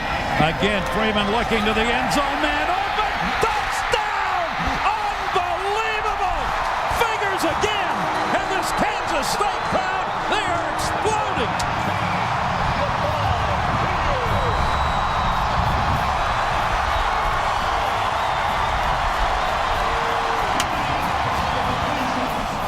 Watch the shot that Josh Freeman's gonna take for his football team to deliver this football.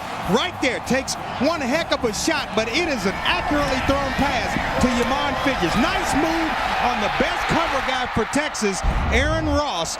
The result, Gary, touchdown. Amazing. Another extra point kick. It is up and good, and this Kansas State team that is in a rebuilding process with a young team has just scored 2 touchdowns in a matter of 52 seconds. Both opportunities coming on fumbles by Texas. That's when you like having a big quarterback. He can take the hit and make the play.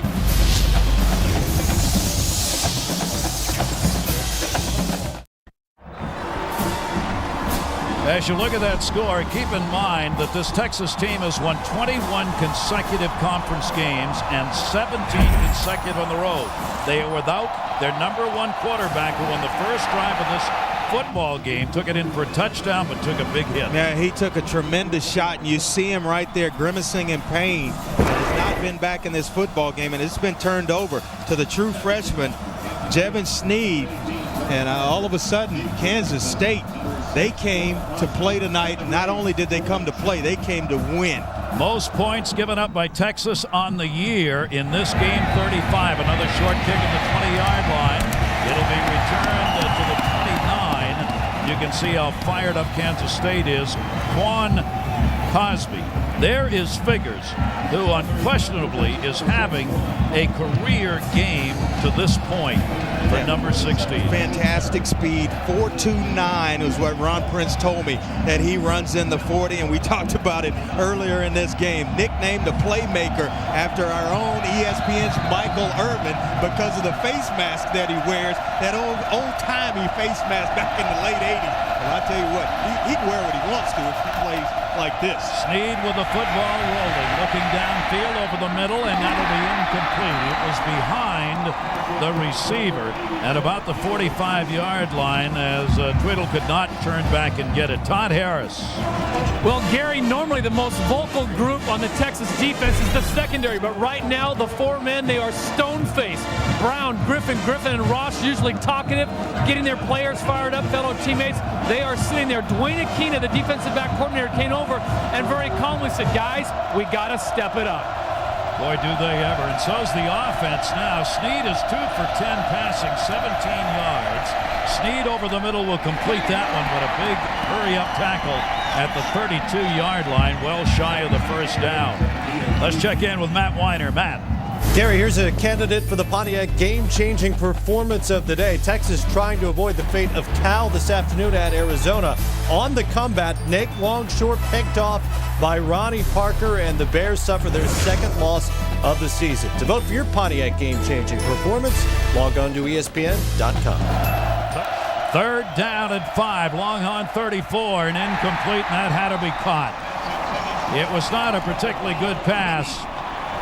Grady again, the senior tight end, had the chance, but he couldn't hang on to it. Yeah, you're talking about a guy, Javon Snead, who was a finger snap away from being the starting quarterback for Texas coming out of a fall camp. He was in a heated battle with Colt McCoy for that job, and now it's his. He's got to lead this football team and figure out a way. Though you don't get enough snaps in practice, you got to get yourself settled down. Kind of surprised that they hadn't gone more to the running game to help him out a little bit. This punt is going to be blocked by Kansas State.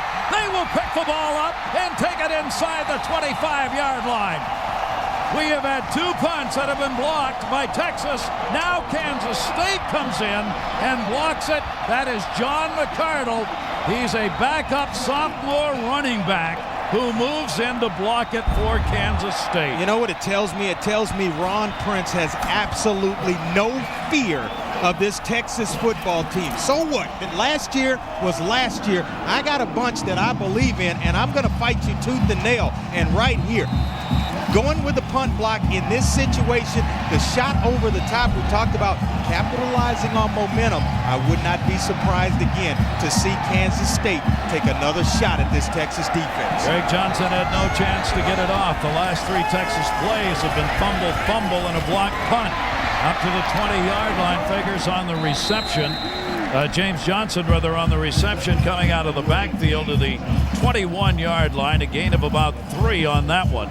And Kansas State, obviously at this point, with 5:13 to go in the third, and up 35-21, they convert another one here for a touchdown. And this game, all of a sudden, is getting out of control for Texas. 5 pass plays over 28, 2 fumble recovers, and they've converted for 14 points. Looking to pass to the end zone again. It is caught! A deflecting catch into the end zone. Touchdown! I think they may rule him short, just short here on this touchdown reception. They're going to say that the field judge is saying that his knee hit the ground and he kind of catapulted his way into the end zone. So it's going to be ruled just down inside, just inside the 1-yard line. Single touchdown, but you're right, Andre. Field judge was standing there, and he's right. That's exactly where his knee came down. Sometimes it isn't pretty, but did you see the placement of the football by Josh Freeman right there? That's a quarterback winning with the throw. Lestrade hauled that one in. It is going to be a first down and goal. Kansas State looking to add another touchdown. Johnson in the backfield, and it is touchdown, Kansas State. Freeman takes it in. And this is supposed to be a wide-eyed freshman. This stage is absolutely supposed to be too big for Josh Freeman, and I'll tell you what, he has taken it and embraced it and is inflicting his will on the last year's national championship team, Texas. Amazing run here by Kansas State. The kick is up. Jeff Snodgrass has had his busiest night of PATs, and Josh Freeman is having one more better night than the last game he played, which is why this quarterback continues to grow. The quarterback sneak, 21 straight points put up by Kansas State.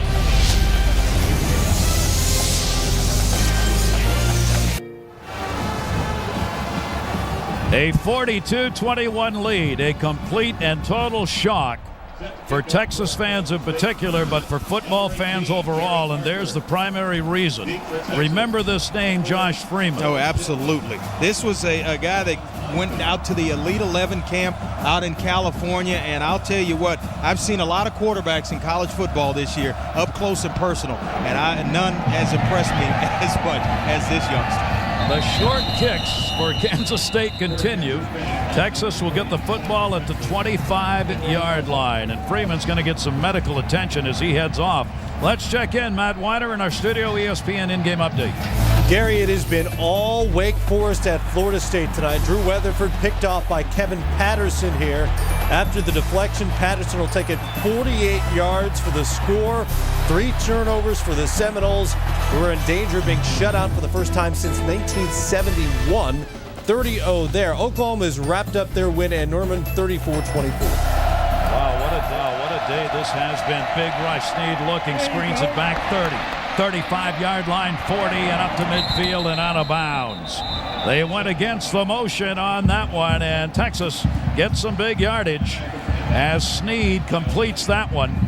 And again, a big body of receivers out there for both of these teams. Prince now says, give me some coverage. That was Finley on the catch for 26. Yeah, coaching staff really, they love Jermichael Finley, his big body, the receiving tight end here at Texas, but right to the line of scrimmage trying to get themselves back in this football game.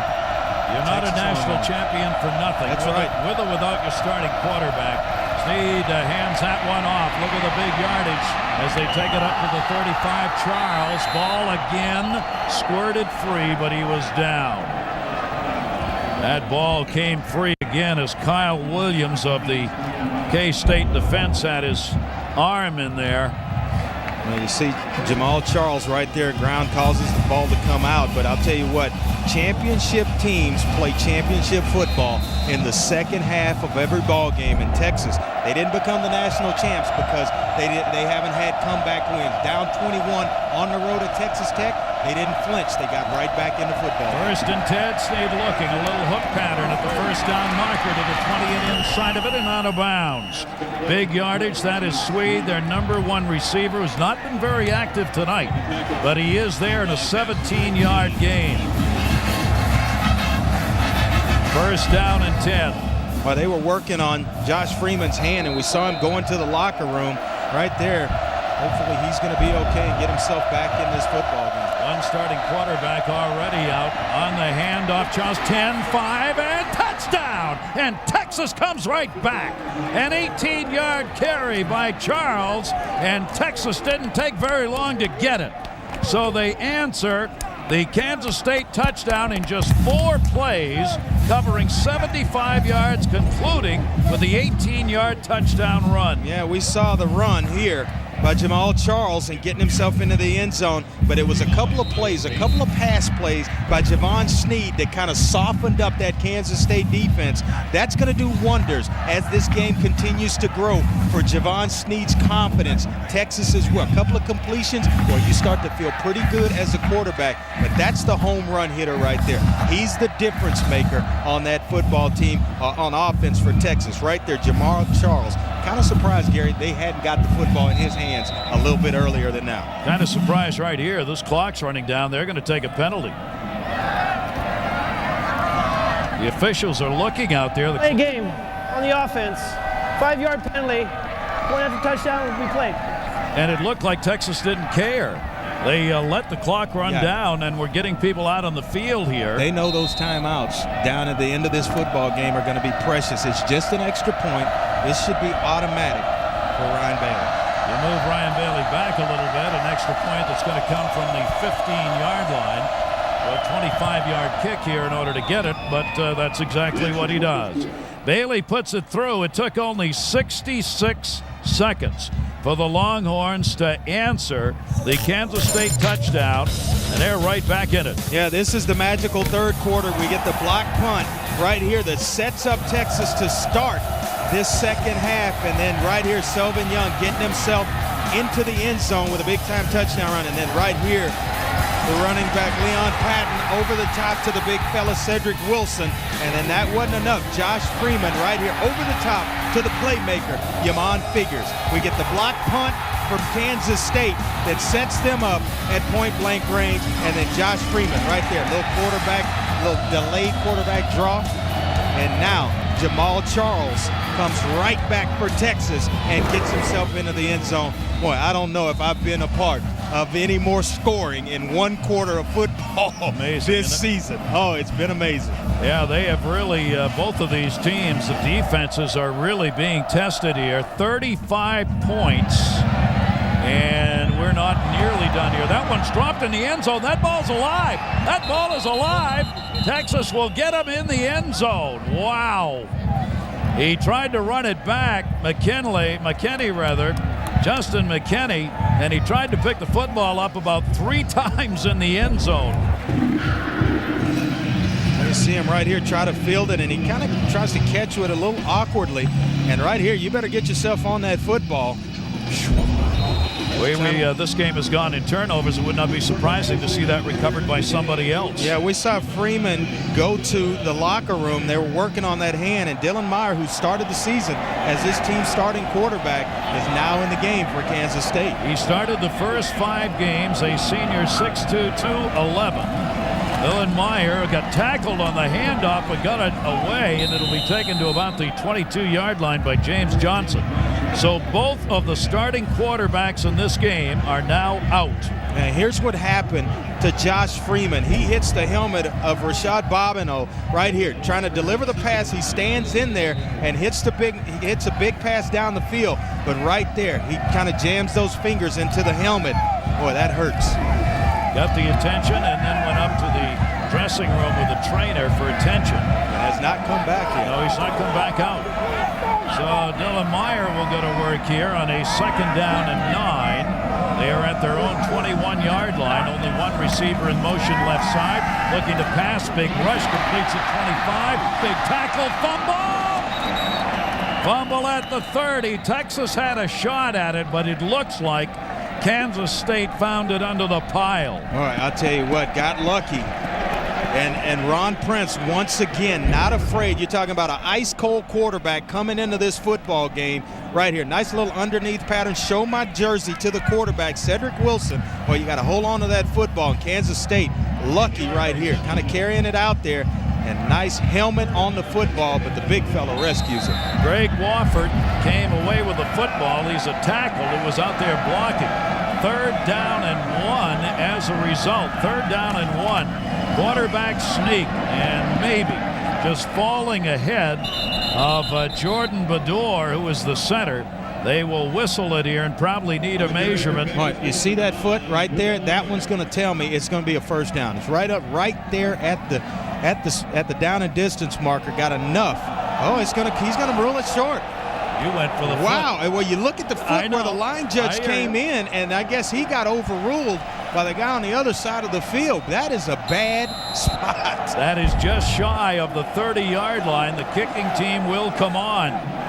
They do not get the first down. So they will have to punt it here. Texas hurries up to get the return team on. Another one of those line drive big kicks, though. That's got distance at the 27-yard line. Aaron Ross who can return them ended up going backwards on it, and it'll be at the 26-yard line where Texas will take over. A 44-yard punt and -1 on the return. All right, let's go back and take a look at this. We'll see the line judge come in here. You see Dylan Meyer right there. Get great penetration, and then the line judge is going to come in here. Right, look at that foot right there where he's spotting it, and that's where the ball, he thought he gets overruled by the official on the other side, but I'm telling you, if it's the line judge's spot, Kansas State still has the football. Texas, though, set up right now to get themselves back in this game. 35 points have been scored in this quarter by the two teams combined. Young is in the backfield. Texas trailing at 42-28. Snead on the handoff, going to try a reverse. They're going to try a reverse pass, and wide open. It is incomplete. That is Swede, who was upfield and open. Cosby just couldn't quite get enough on it. Well, I'll tell you what, nice little end around. You see him kind of take a step, and all of a sudden, there it is, Quan Crosby.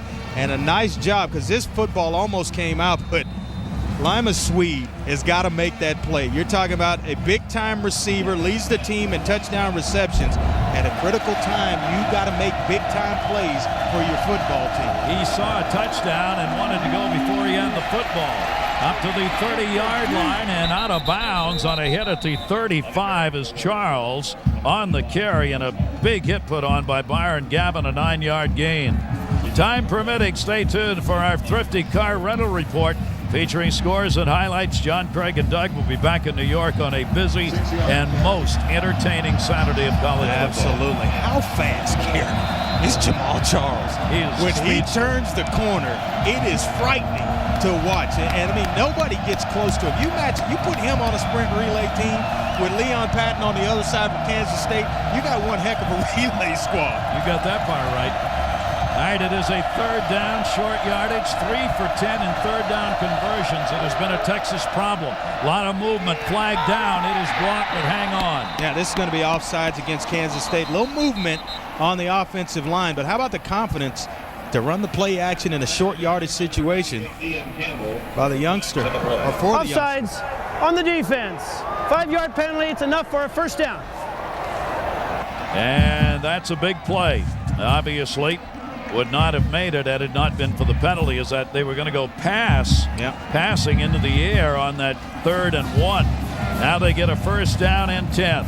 And again, for those who may be joining us late, the starting quarterback, Texas's big story, Colt McCoy, only played for the first series. He was injured on a quarterback sneak that scored a touchdown, and he is gone for the game.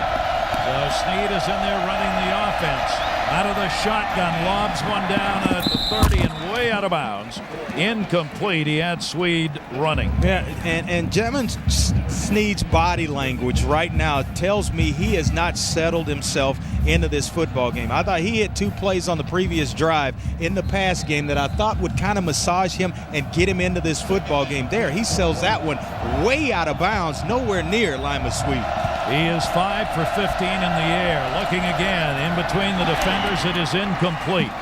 Overthrown. Billy Pittman trying to go up in the air to get it. Had Kyle Williams, the strong safety, on him. Yeah, and had one heck of a high school career. Was a parade All-American. Another Elite 11 quarterback was in that same camp out in California with Josh Freeman, and a very celebrated recruit at Texas when he signed. Colt McCoy, basically 2A high school quarterback, came out of nowhere and took this job from Jevon Snead. But I'll tell you what, right now he's struggling in the pass game. Final minute of this quarter, 3rd down and 10. They are 3 for 10 in third down conversions. Texas, big rush and a sack. They brought all the linebackers that time, and Byron Gavin Jr. was a cornerback. Yeah, and his second sack of the season. They'd like to put him over the slot receivers and then bring him off the edge. But here, he's just going to come through the middle of the formation, times it just right to get to Jevon Snead and get him on the turf. And the defense gets the job done. Texas is going to have to kick from back near their own 20. The last one on the attempted punt was blocked. Greg Johnson, left footer, puts that one up in the air. Got good hang time on it, and it takes the Texas bounce and will roll down to the 20-yard line. There is Colt McCoy, the starting quarterback for Texas, who is out of there with an injury, and now we'll try and cheerlead him on. There's the other starting quarterback who missed the last series, Josh Freeman. He is back out and looks like he's going to play. We've completed 3 quarters. It is 42-28. This presentation of Saturday Night Football presented by Southwest Airlines will continue after this message and a word from our ABC stations.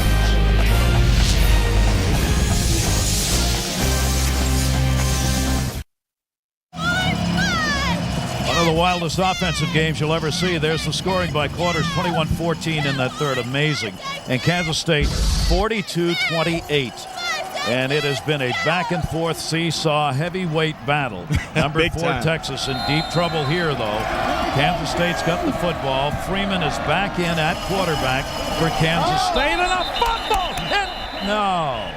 Incomplete pass, little shovel pass. Trust me, I know about that shovel pass. That's the best one in the book for a quarterback. Easy completion, but if it goes on the ground, if it hits the ground, hits the turf, it's an incomplete pass. Right here, trying to get guys rushing up the field and take advantage of the upfield penetration by the Texas defenders. There, Brian Robinson, he catches that when he's out the gate, but it's a safe one because it's just an incomplete pass. James Johnson never got a handle on it, so no chance for the fumble. 2nd down and 10. Freeman back to pass under pressure, screens it near side at the 20, 25. Big second effort to the 31-yard line. Norwood. Rashad Norwood helped create that one. Scott Derry on the hit. We got one quarterback back, but the other one's out. Yeah, you see right here, Colt McCoy takes a tremendous shot by Brandon Archer, the big-time linebacker for Kansas State. He goes out, and then Freeman right here hitting the helmet of Rashad Bobineau, the middle linebacker for Texas. But you know what? When you talk quarterbacks in this game, the common denominator comes to mind for me, game speed. Right now, Javon Sneed unable to adjust. Josh Freeman has adjusted over weeks. There is McCoy on the sideline. Todd Harris. Well, Josh Freeman went in, as you guys saw, and as Andre pointed out, he took that shot to his finger. He has no wrap, no tape, no Band-Aid on any of his fingers. When he came out of the locker room, what I thought was a very classy act, the man whose job he took, Dylan Meyer, the first one to welcome him back and ask him if he was okay. Yeah, and you talk about, we just got on that for a little bit. Game speed. Over the last couple of weeks, Josh Freeman, the game has slowed down for him. He's performing. He said, you know, a couple of weeks ago when I took over, everything just seemed to be happening so fast to me. Now it's slowing down. And I think Javon Sneed, on the other hand, for Texas, you see him in the pocket. His body language doesn't exude confidence. He's rushing everything, rushing throws. He's got to settle himself in. And I think we talked about it, Gary. The best way to do it is running the football, but you're running out of time to even go to that option. 3rd down and inches. You see how close they are. That yellow marker, of course, is only on your TV. It is not on the field. We remind you of that because sometimes the officials have to make moves. You think it looks so easy, and that looks like he's got the 1st down. You know that National Football League teams and scouts are looking at Josh Freeman and just salivating. When you've got a guy who's 6'6", got a bright future, 238 pounds, and is a freshman and is under control as he is already, I mean, you have to say this guy's got a chance for Sunday. And keep in mind that Ron Prince came from a staff where Al Groh was on, was a head coach in the NFL. So he's running a pro-style offense, getting Josh Freeman. We may be putting the cart ahead of the horse here, but this kid's got a bright future. What they love about it here is the chance at K-State. On the handoff on the 1st down at 10, maybe a little gain on that one by James Johnson, but certainly not very much as Tim Crowder, their great defensive end, moved in. Let's go back and take a look, Gary, at this third quarter recap. You get the block punt from Texas, which they score right away and get themselves back in this football game. But then 21 points by Kansas State in only 3 minutes, 6 seconds. Who needs time of possession to win a football game when you can score points at that pace? They lost one on that, so that brings up a 2nd down and 11, and the flags will go down. Now, keep in mind, we'll remind you about this for Texas. One, a chance to get back to a national championship game is on the line here. They also have the 21 consecutive games won in conference play, a Texas record. That's on the line. 17 consecutive wins on the road. That's on the line. And for the first time in the last 7 chances, Kansas State has a chance to beat a top 25 team. They are 0-3 this year against teams in the top 25, 0-6 since they did it last time. And talking to Mac Brown, you start to see things unravel with Rutgers winning this week and get the delay official a game word here. against the defense, simulating the cadence of the offense. It's a 5-yard penalty, still second down. And Robert Killebrew, the outside linebacker for Texas, really got to get himself composed because he'll wind up picking an unsportsmanlike conduct penalty up 15-yarder if he doesn't settle down. I mean, he is very adamant at the officials right now. Teammates need to walk over, get him away from the officials. Mac Brown will do the talking to the officials. You don't hear that call very often, simulating the offensive cadence. He's out there voicing the cadence, trying to get the offensive line to move. Back to pass, Freeman again, looking deep over the middle. That's going to be intercepted at the 40-yard line. Texas will bring it back inside the 35. That is Michael Griffin playing another great football game. He has been their leader in every defensive department back there as a quarterback. Texas now has at least 1 interception each of their last 8 games. And that's why I said don't put the cart before the horse, because he's just take for a minute. This is still a freshman playing, and right here trying to force the football in to Daniel Gonzalez in the middle of the field. Never, ever, ever go across the middle of the field late with the football. 10 interceptions have been thrown by Freeman. Texas with a chance in great field position, 1st and 10. Looking for the touchdown immediately in the corner. Caught. They got it. Touchdown, Texas. Their number 1 receiver, Limas Sweed, a 33-yard touchdown pass from Sneed. It took them only 1 play, and they're right back in this game. Texas is notorious when there's a turnover. Watch the outside release by Limas Sweed right here, and I'm just going to go up top, working against the freshman, Joshua Moore. They are notorious over the year this season of going up top and taking shots at the defense when they have a big turnover. He's got 11 touchdown receptions on the year. He is their leading touchdown receiver. Big point after coming here. It is up, and it is good. And what a battle here at Kansas State. Sneed, the backup quarterback, refusing to say never, puts the ball in the air right after they got it back in great field position. The touchdown for 33 yards.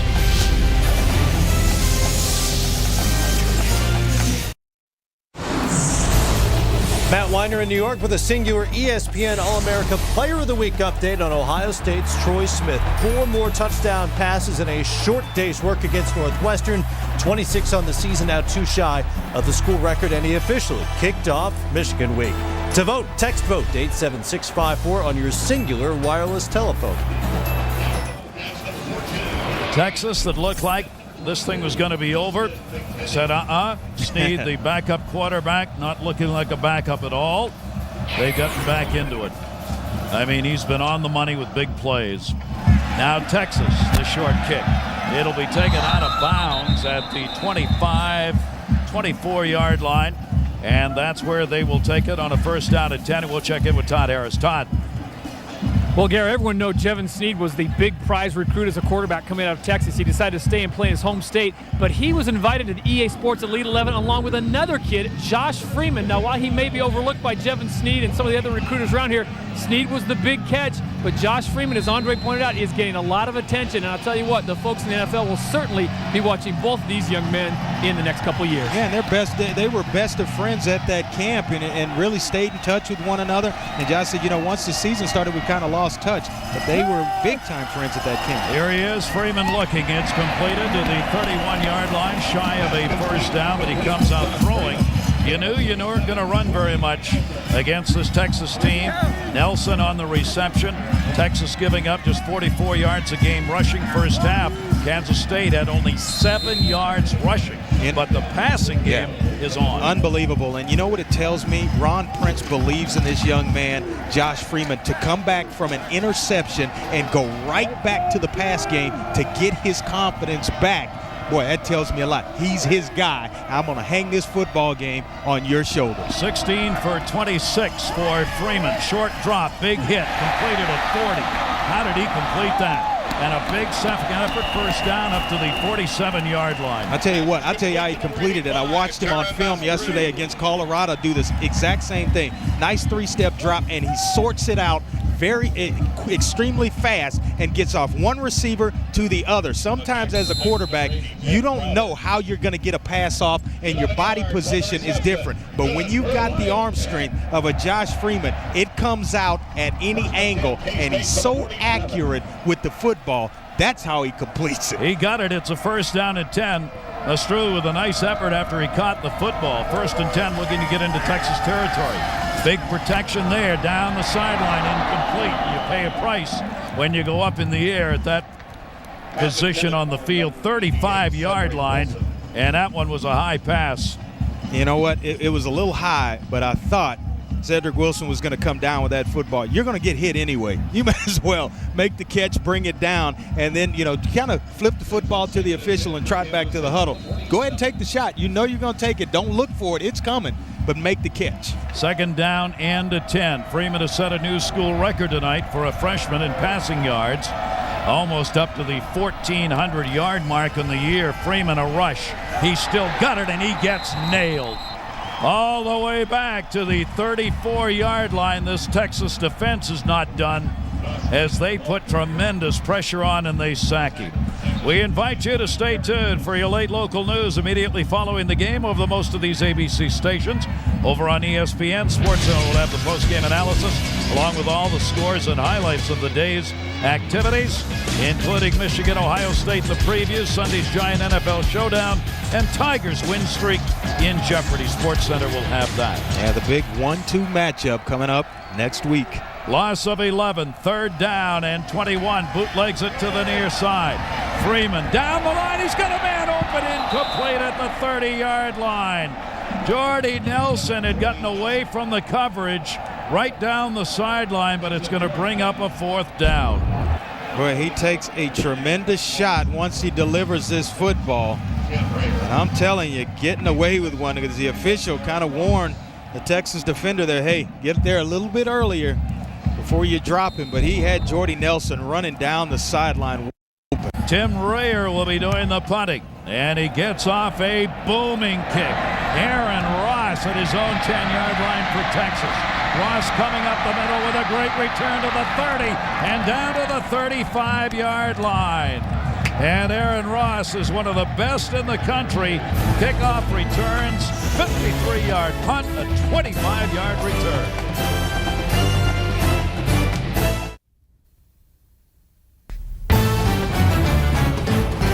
Saturday Night Football on ABC, presented by Southwest Airlines. The low fare from here to there. It's on Southwest Airlines at southwest.com.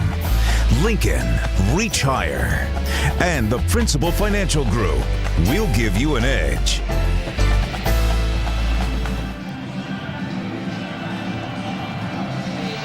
Well, I'll tell you, they may be a little cold over there, but they are seeing one heck of a football game. I mean, this thing is just an amazing offensive show. 42-35, 77 points in this game. Texas trailed by 21 with less than 4 minutes left in the third. And here they are right back at it, and they got the football. He's looking deep, down the middle, had two men open. That's going to be incomplete. The man he wanted was on the other side. Swede had double coverage. Our Southwest Airlines playbook. Well, you're going to take a look right here. This is what we call a little switch route. Outside receiver's going to come down off of his tail end right here down the sideline. If the safety's high over the top, you're going to sit it down outside at the first down marker. If not, if you're even, you're leaving. Right here, Jordy Norwood right there wide open. If Josh Freeman throws him an accurate football, he is off to the races, and another score for Kansas State. 3 for 67 and a touchdown so far for the Texas quarterback. Screens it. One-on-one miss at the 40, up near the first down marker. Again, a tackle that was not made. That is Jermichael Finley. Redshirt freshman on the reception, McKinney in on the hit. All right, when I talked to Ron Prince, he said he wanted to make Texas work the long field. Don't give them the big plays. We want to defend the deep ball. They've given up one of those to Lima Swede and tackle well, and that has been questionable in this football game for Kansas State. They've gotten there, but they've been unable at times to get the Texas offensive players on the ground. Another third down and a 1 at the 45-yard line, and another good stop made on the quarterback sneak. Jevon Sneed trying to get that first down, and it looks like he's going to be shy of it again. Yeah, when they were a couple of touchdowns behind in this football game, we talked about it. We said, well, maybe you don't turn it over to the running game because you got to get some quick scores. Well, guess what? They did. They only trailed by 7. I go right now to that big front, the big 5 guys up front. Get Jamal Charles and Selvin Young involved in this football game. Get yourself in behind the best part of your offense, that offensive line.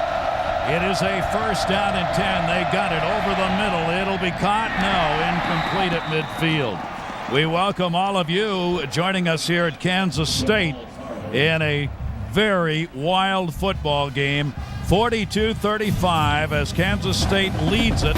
Sneed is in at quarterback. Texas is trailed by as many as 21 in this football game, number 4 ranked. Their starting quarterback, Colt McCoy, is out injured, having played in only 1 series.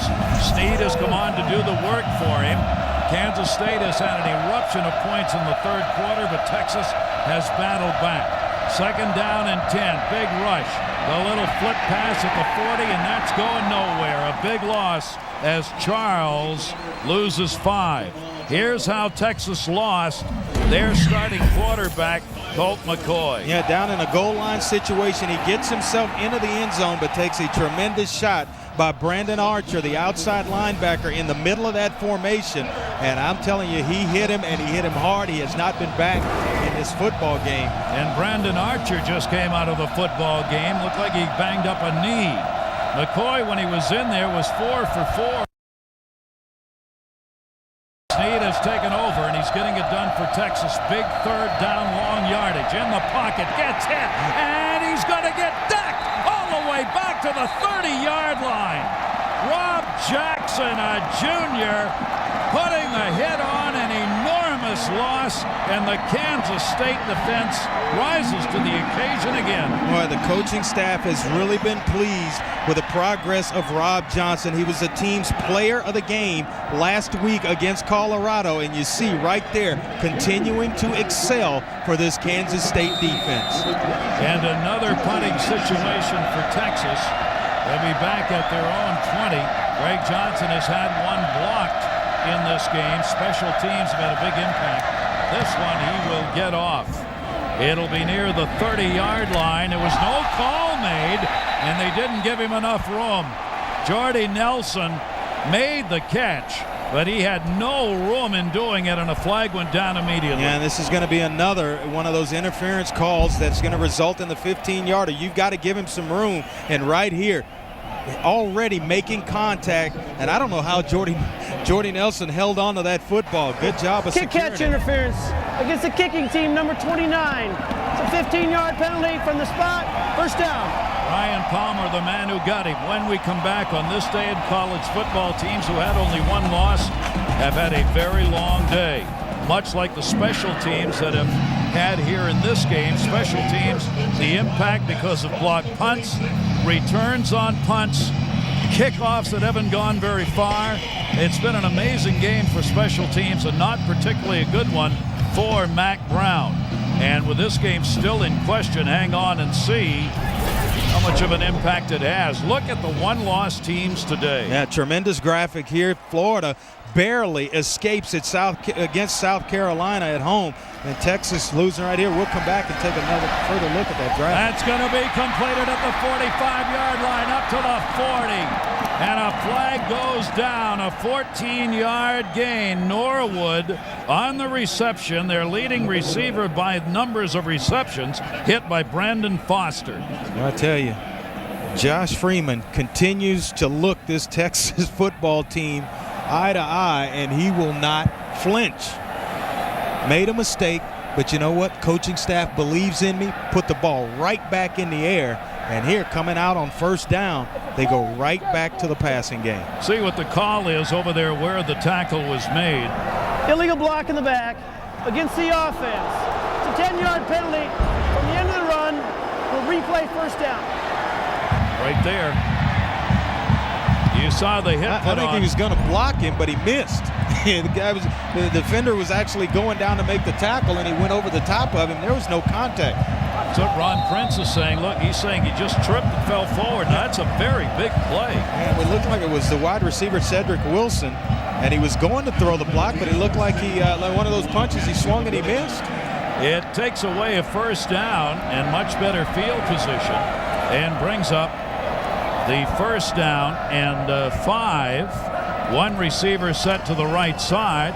It'll be carried to midfield and down to the 44-yard line. Leon Patton. All right, when you watch Leon Patton run the football, he is pounding. First-year coach who's got an opportunity to put away a tremendous upset for this Kansas State team.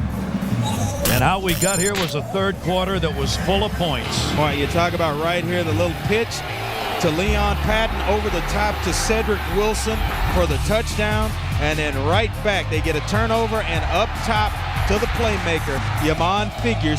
We come back, a block punt by Kansas State sets them up at point-blank range, and then the big quarterback, Josh Freeman, able to get himself into the end zone. 21 points in 3 minutes, 6 seconds for Kansas State. And 35 total points scored in that third quarter by both teams. A 51-yard field goal by Jeff Snodgrass, 2 yards shy of his career record, is the difference. Flags are down as it's carried by Johnson up to the 30-yard line. Those flags were in the offensive backfield. Illegal shift on the offense. 2 men in motion and did not reset. 5-yard penalty. Replay first down. You see Ron Prince over there just trying to keep it under control. You're down to 59 seconds left to go. The big problem there is the penalty stops the clock without Texas having to use a timeout, and only 5 seconds ran off it. Yeah, but I'll tell you what, Mac Brown's wishing that it were third down as opposed to second down, with time having run down on that clock. Just gives you one more opportunity to run some more clock if you're Kansas State and Ron Prince. Mac Brown and this team that has lost only one game to Ohio State, that was it. The defending national champions may lose their second. Freeman on the handoff to the 45-40-yard line. Johnson just hugging that football. Texas wants another timeout. They will get it here, stopping the clock with 53 seconds left to go. For Mac Brown's club, we reiterate, on the line, 21 consecutive conference wins. 17 consecutive wins on the road. A team that last year went 13-0 overall, won the national championship, lost only one game this year to Ohio State. Look for a chance to run the table again here and maybe get a chance at the championship game again. All of this could be lost here to a Kansas State team that was about a 3-touchdown underdog coming into this game. And a team that actually came into this football game playing some pretty good football. When you watch Kansas State on film, they fly to the football defensively, and now they've got a young quarterback who's kind of hit stride. So that right there kind of levels the playing field, and then you're going on the road if you're Texas, and a team that really had nothing to lose. And you know what? Ron Prince had them playing that way all throughout this football game. They came after the punter. They went up top after big turnovers. They left it all on the line. Halfback passes, a lateral for a pass, a big pass down the field. They pulled out everything against Texas tonight. Kansas State has already qualified for a bowl game, but of course that doesn't mean you get selected. You, as Kansas State, beat Texas, the number 4 ranked team, you're going to get selected. Oh, you're going somewhere. Texas spend the holidays somewhere. Yeah. Texas cannot stop the clock now once this play starts. Kansas State, it's going to be Freeman throwing it. There's a surprise for you.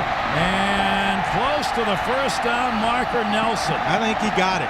And I'll tell you what, courage. And we just talked about Don't leave anything in my bag of tricks if you're Ron Prince. How about the confidence in the young quarterback to put him in that situation to throw the football on 3rd down? And now Kansas State goes to my favorite formation, the victory formation, to run out this football game. This is the last game for the seniors at home for this Kansas State team. It is the first year for Ron Prince as their head coach. Yeah. It will be his, obviously, biggest win. As my good friend Eric Collins would say, Katie bar the door. Yeah, this has been an enormous football game for this Kansas State program, and there are going to be some excited fans here tonight as he will knee the football down. Texas can't stop it. A tremendous upset at Kansas State. Players and fans are on the field as Kansas State will beat Texas in a stunning upset. 45-42, it is over. Mack Brown and Ron Prince found each other, and now just a swarm of humanity on the football field here at Kansas State. This is unbelievable. The color is purple. There is Colt McCoy, who played only one series and scored a touchdown, the injured quarterback for Texas. Their hopes to go back to a championship game are gone as they suffer their second loss of the season. And for Kansas State, looking for its 13th bowl appearance, they have upped the ante as to the quality of that bowl game they're going to go. Absolutely. When you come in and you beat the defending national champions and you stand toe-to-toe with them, you come out on top, ranked number 4 in the country this season, and you pull this off. Boy, this is what college football is all about. Forget about what superior conferences are out there. Just let them get it done, Gary, between the white lines. This Kansas State program is back as they win it 45-42 over Texas. Join us next Saturday, Michigan, Ohio State, number 1, number 2. The coverage begins at 3 o'clock Eastern Time. On behalf of Andre Ware, Todd Harris, and all of our crew, I'm Gary Thorne. We thank you for joining us. Hope you have enjoyed it. Thursday, it was Rutgers. Their field was full. Saturday, it's Kansas State. Their field is full. Only the color changed. See ya.